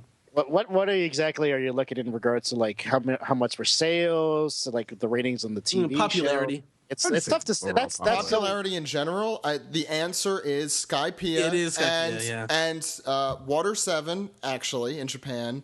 If I recall correctly, it's surprising, I know. And Thriller Bark was a big downturn. Remember, I'm not sure, but I'm not positive about Water 7, but I'm positive about the other two. Greg has talked about. Greg said the whole Strong World thing was just like what gave it a boost. I mean, it was popular in Japan, but I think it wasn't going to be quite Dragon Ball level. It didn't become a cultural phenomenon until after we started the podcast. Yes, that is really what did it. I know Greg it's all us. We did it on our own. I know Greg is listening, so Greg, if you tweet us let's say like the 3 or 4 least popular arcs, we will retweet it, and thank you very much for it, because I am positive he knows the answer while we're guessing the answers. Okay. We need to have Greg back on the show. It's been a while. We've been trying. It's just we record Monday nights, and that's Tuesday mornings for him, which you could imagine is not a great time to record. It's awkward. Podcast. Yeah, it's a little awkward. Yes, he's starting to become a legend and not a man. He appears 2 or 3 times a year. No, we're dying to get him back on, and I know he wants to be back on a lot too. So the second it is possible, we will have him on. And he's always welcome to call at 347-497-MAJI. Danny Newman asks, what's your favorite quote from each crew member? I'll narrow this what's your favorite quote from your favorite crew member? That's probably better, yeah. Mine is when Zoro on Thriller Bark said, "Nothing happened." That was fucking awesome. That's a hard question because I have to think of quotes on the Yeah. spot. I think one of my favorite Luffy ones has to be "Because I'm Rubber." Mainly for the way Colleen says the line. Because I'm rubber. I also like it's a mystery thing. Yeah. If we're going comedically, that's definitely. You can go any way you want. Frankie's actually, we discussed it in the hotel room. Weekend. Yeah. Hold on. Let me, because that's mine. Let me. Like, is it the when Lola proposes to him? Yes, when Lola proposes to Frankie, and he says, "You're quite a gem, but I'm too super, so it wouldn't work out." I love that line. That is my favorite Frankie line. That might be my favorite Frankie line. Same. I'm just trying to think of other. Usopp has had so many gems; it's hard to pick just one. I think maybe just Sniper Island is in your heart, just because of the delivery. I think when he tells it to Chopper, I think especially then, I think that's probably one of my favorites. It's in your heart. I think anytime Zoro says something to Sanji that like right after Sanji says something that he feels profound or whatever, and Zoro takes him down a couple pegs, like that's usually like up there for me. Their like, banter in the Davy Back fight was really good. If we're moving even though away, I can only remember the dub. Yeah. Just you shut up. No, you shut up. That's a simple line, but it's so funny. Like even in in Film Zed, they had that banter back and forth. Like, oh, it's okay if you were a kid, I'd just kick your ass. Oh yeah, well if I was a kid, I'd kick your ass anyway. Oh yeah, well if I was 3 years old, I'd kick your ass. Oh yeah, well if I was a baby, I'd kick your ass. Oh yeah, well and they just kept getting younger. I thought that was really really funny. I kind of wish I felt like that was a missed opportunity in the movie. Oh, for a sperm joke? Just for those two, just to be fighting as kids for no reason. Oh yeah. That's true. That is a missed opportunity. Yeah. I feel like my favorite, like it's the delivery that happens. It was with Usopp. He does it. Usopp hammer, rubber band. That was just his delivery for that was just fucking brilliant. I don't know why. Where he's like whispering it under his breath. Rubber band. I know what a lot of these are kind of based off of dub dialogue, so forgive me, but Usopp's line about I forget what with Yokozuna swimming, like there's no come on, there's no frog doing the forward crawl or something like that, and then he proceeds with saying, "Holy crap, it's a frog doing the forward crawl." It is awesome. For answers for the serious ones, we actually did each of our crew members on the podcast did a favorite panel thing column for Shonen Jump. Not all of us, just some. Most of us. For episode 700, you did one, Steve, didn't you? I didn't. Oh, are you sure? I did. I had a choice, but it didn't make the article. It was like your favorite One Piece moment. Yeah. Or a moment that you think like encompasses One Piece the most. Well, I'll put if I remember, I will put a link to that article on the description. But I think that probably answers that question pretty well too. If you're for the more serious stuff, we've gone through a lot of the less serious stuff. Ed, you want to go to the next one? Okay, next question is from Sai-chan. If you could see any character from any arc get hit with Sugar's power, who would it be? Any of the Celestial Dragons. Because they should be forgotten. Frankie, because he's already kind of a toy. I want to see what an Eneru toy would be like. Are we just talking toys or to be forgotten? Because those are two very different. I was thinking just toys. I was just thinking toys. Yeah, Steve had a good answer with that too. Sorry. And when you got to think about it, though, I don't necessarily know how Sugar's power works, but everyone seems to just turn into generic toys. It's not like Frankie would turn into an awesome Frankie. Well, Frankie Buzz Lightyear action figure. Actually, what I thought initially was not actually super. Was that she was going to try to use her power on Frankie, but it wouldn't work. Yeah. Like just how Piranha's power didn't work on Usopp. Like I thought that's where that was going to go, but it didn't. But you raise a good point. Like Doflamingo could, if he really wanted to, like turn the world on its feet, he could just take Sugar over to Shabandi or Marijua and make all the Celestial Dragons toys, and everybody will just forget about the Celestial Dragons, just changing everything completely. Okay. You don't think that's a good? I mean, Steve brought up a really good point. Yeah, That's a fantastic. Doflamingo's like, nah, man, that's too complicated. I was gonna go with Gaimon. oh, he's already a toy. I know. What about Sarfunkel? Now Sarfunkel's a good choice because we already forgot about her. That just made me realize that Doflamingo is kind of like Dr. Evil in a way. It's like, why don't you just kill him? No, I'm just gonna leave them alone and just assume everything goes to plan. I got a gun in my room. I have a gun in my room. That's pretty much what Doflamingo's turning out to be. There's a lot of One Piece characters who are like that. The Caesar never shut the hell up. We have one more question on Piece Together. So, Ed. Yes. Mo McDonald asks, is there going to be a meetup at New York Comic Con? I don't know. Zach? Sure. We do, I think we've done one every year but last year. They're always fun, and I don't think I'll really be at the con this year, but I do live here, so I will have the time to make a meetup. If there is one, it will be on the weekend. It will be on Saturday, probably. Because it'll probably involve going to a bar. And, well, I mean, that's our meetup, Ed, but the meetup with fans probably will not be at a bar. I really enjoyed that. I have good suggestions. I'm just saying. Bryant Park is not a bad choice. I've really it is a bit of a walk though. The shitty thing about the Javits Center, it's just in a crap location where it's not. Maybe it'll get the 7 train running down there. I doubt it. But that'll happen in 3 months. Well, it was supposed to open in September. Hey, that's my train, Ed. There's like 4 trains in New York that have bed bugs. No, it was only my lines. I can't believe we're discussing this. Okay. Wait, Steve, Zach, you have bed bugs. Yes. No, I don't. Subway has bed bugs. Did you know that you could spread bed bugs through audio podcasting? Let's get on into what?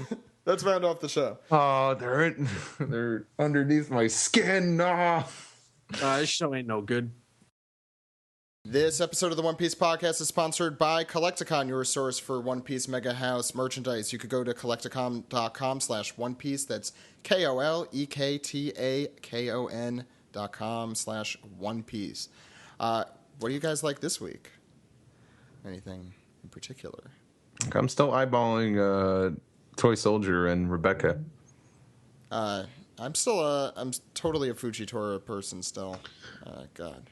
Well, having seen One Piece Film Z this past week, I suggest any of the Edition Z POPs. They have Luffy, they have Zoro. That might be it. Yeah. And in Chopper. stock. Oh, Chopper is no, that's not Z. But so yeah, they have the Luffy and Zoro Edition Z POPs for $70 and $80 each. Much better prices than you would see at a convention, and I would know. I just went to one. Yeah, and those are. Yeah, after seeing Zed, those two are really cool. The Zoro one especially. I'm sure, Ed, you would agree there. Indeed. That's a cool looking figure. But, yeah. Any other? It's a lot of cape. Or coat. That's for sure. For pre-order, very quickly, Sugar, Hancock, Little Rebecca, Toy Soldier. We got Mihawk, Little Robin, Law, but not the Law from Punk Hazard. That one sold out. And Big Momonosuke's house. And as we said, in stock. Hey, Kaku's back in stock. I thought that went out. You could get Kaku then now. Luffy, Zoro, Chopper. What about Bellamy? What about Bellamy? Yeah, he is in stock. Maybe that was a subconscious thing. So yeah, go to kolektakon.com/One Piece and pick up your One Piece Mega House merchandise today. You could also check them out at blog.kolektakon.com to see what's coming soon. So, you ready to get back into the show, guys? Yes.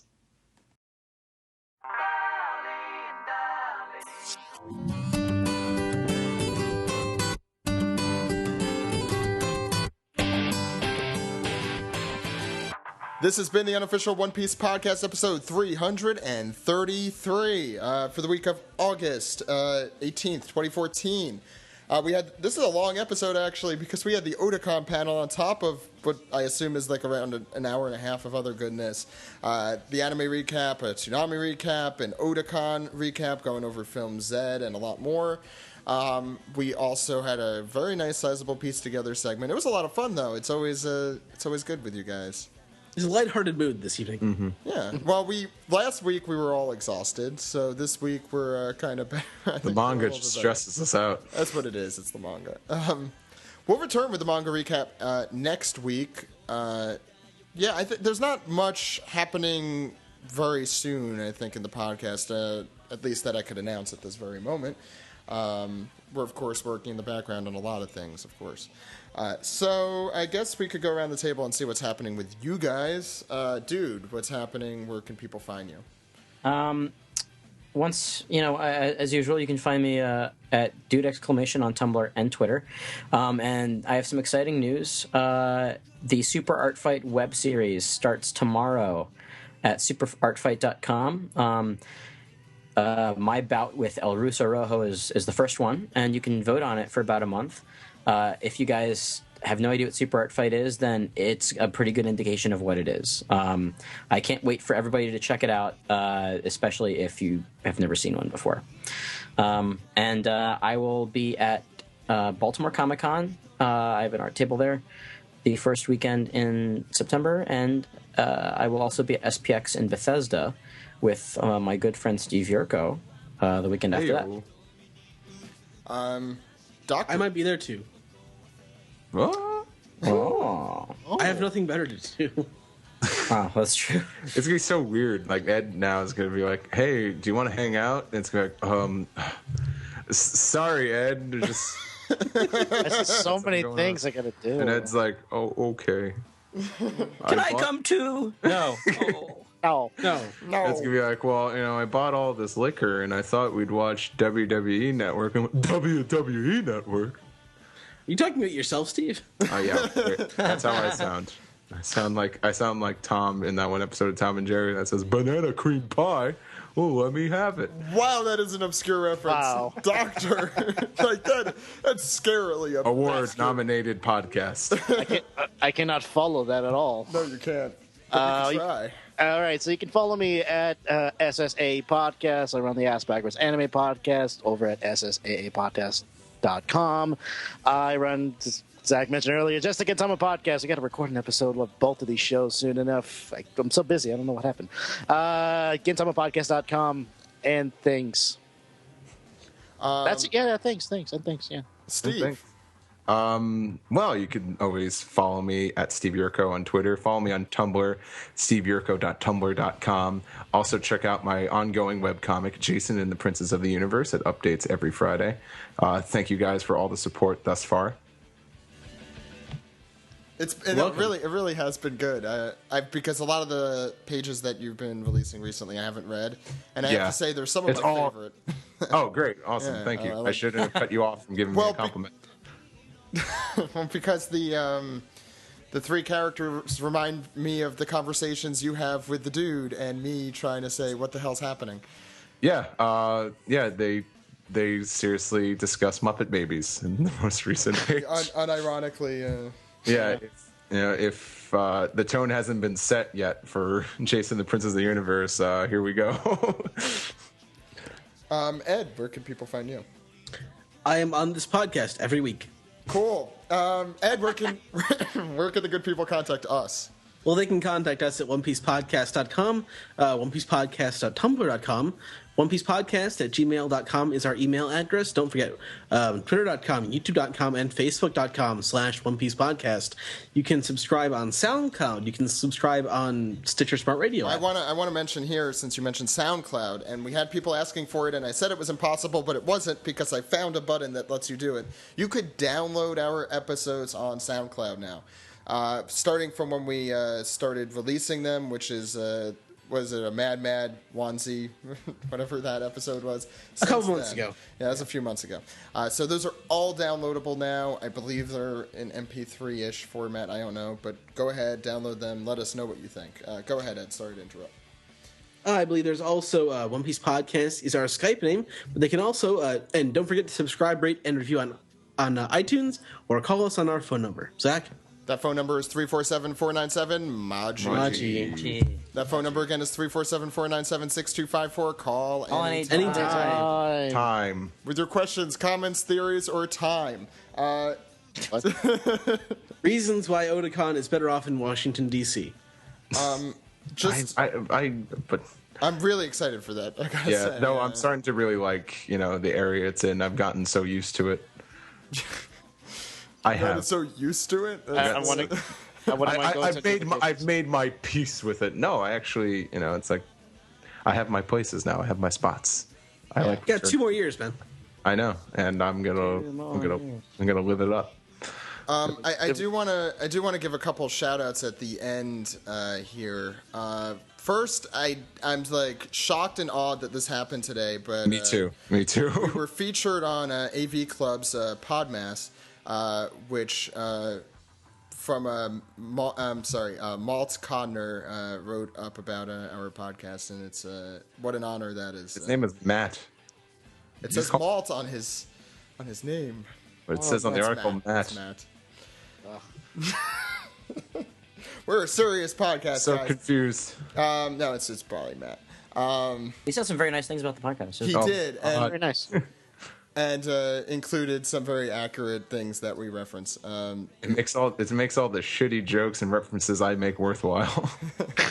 Yeah, it felt really good about myself to hear from somebody outside of like us that we're hilarious and fans that we already know. Yeah, because we don't know if we're just laughing at ourselves. Well, we are, and to a certain extent, we don't really care. Because are we laughing with us? Or are we laughing at us? I care. Yeah, it matters. I don't want to be yelling into a vacuum every week. It's fun. I love talking with you guys. But you should go on avclub.com and read the little blurb about us. It is one of the nicest things It makes everything we've done thus far so worthwhile. Yeah, I definitely blushed at it. It was wow. And I said this on my Facebook, but I want to thank you guys for all the work that you guys put into the podcast as well. I feel like that doesn't get mentioned enough because, I mean, Steven gets mentioned in it, but I could be a slave driver sometimes, so I'm glad to... I'm thank you guys for the work that you put in as well. Hey, Steve, would you mind drawing an episode picture for this week? Oh... you're such an asshole, Zach.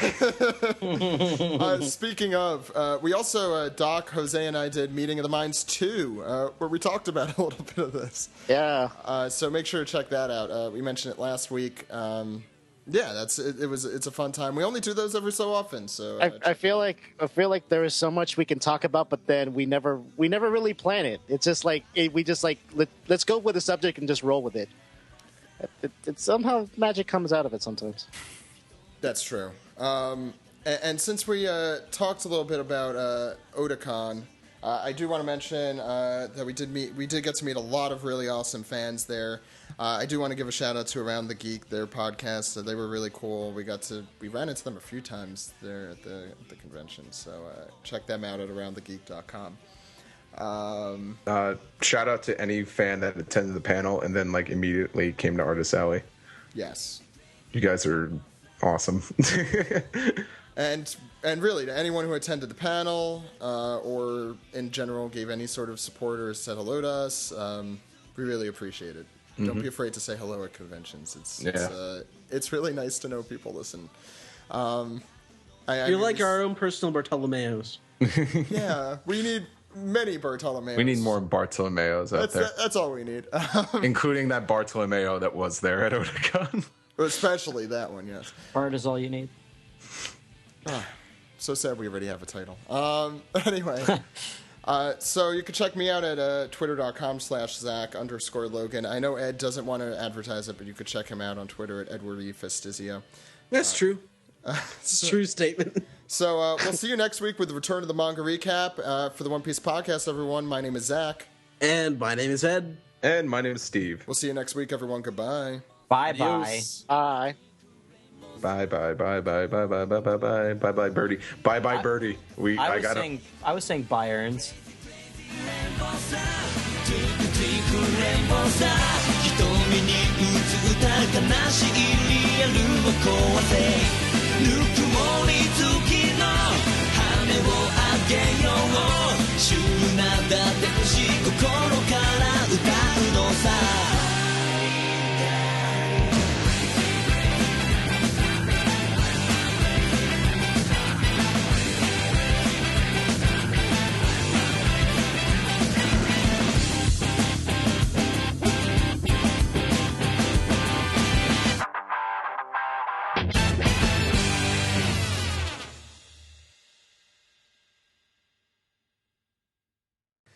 This is a test of the unofficial One Piece podcast. My name is Zach. And my name is Ed. I'm drinking Sprite and whiskey. Cool. And my name is Nero the Sea Weasel. God. I'm currently drinking seawater because I'm drowning. Still drowning. I'm Nero the Sea Weasel. Dude. Yeah, it's really gonna help me figure the levels out. Sorry, I was trying to outdo Steve as an impression. Fuck off. Fuck off. Okay, testing testicles. I have 2 of them. I swear to God. Doctor. Hey, I'm actually using the studio equipment, so I don't know how I sound. I hope I sound good. What's great about it is I can do the Ace Ventura bit for, like at the apartment where he goes, ah!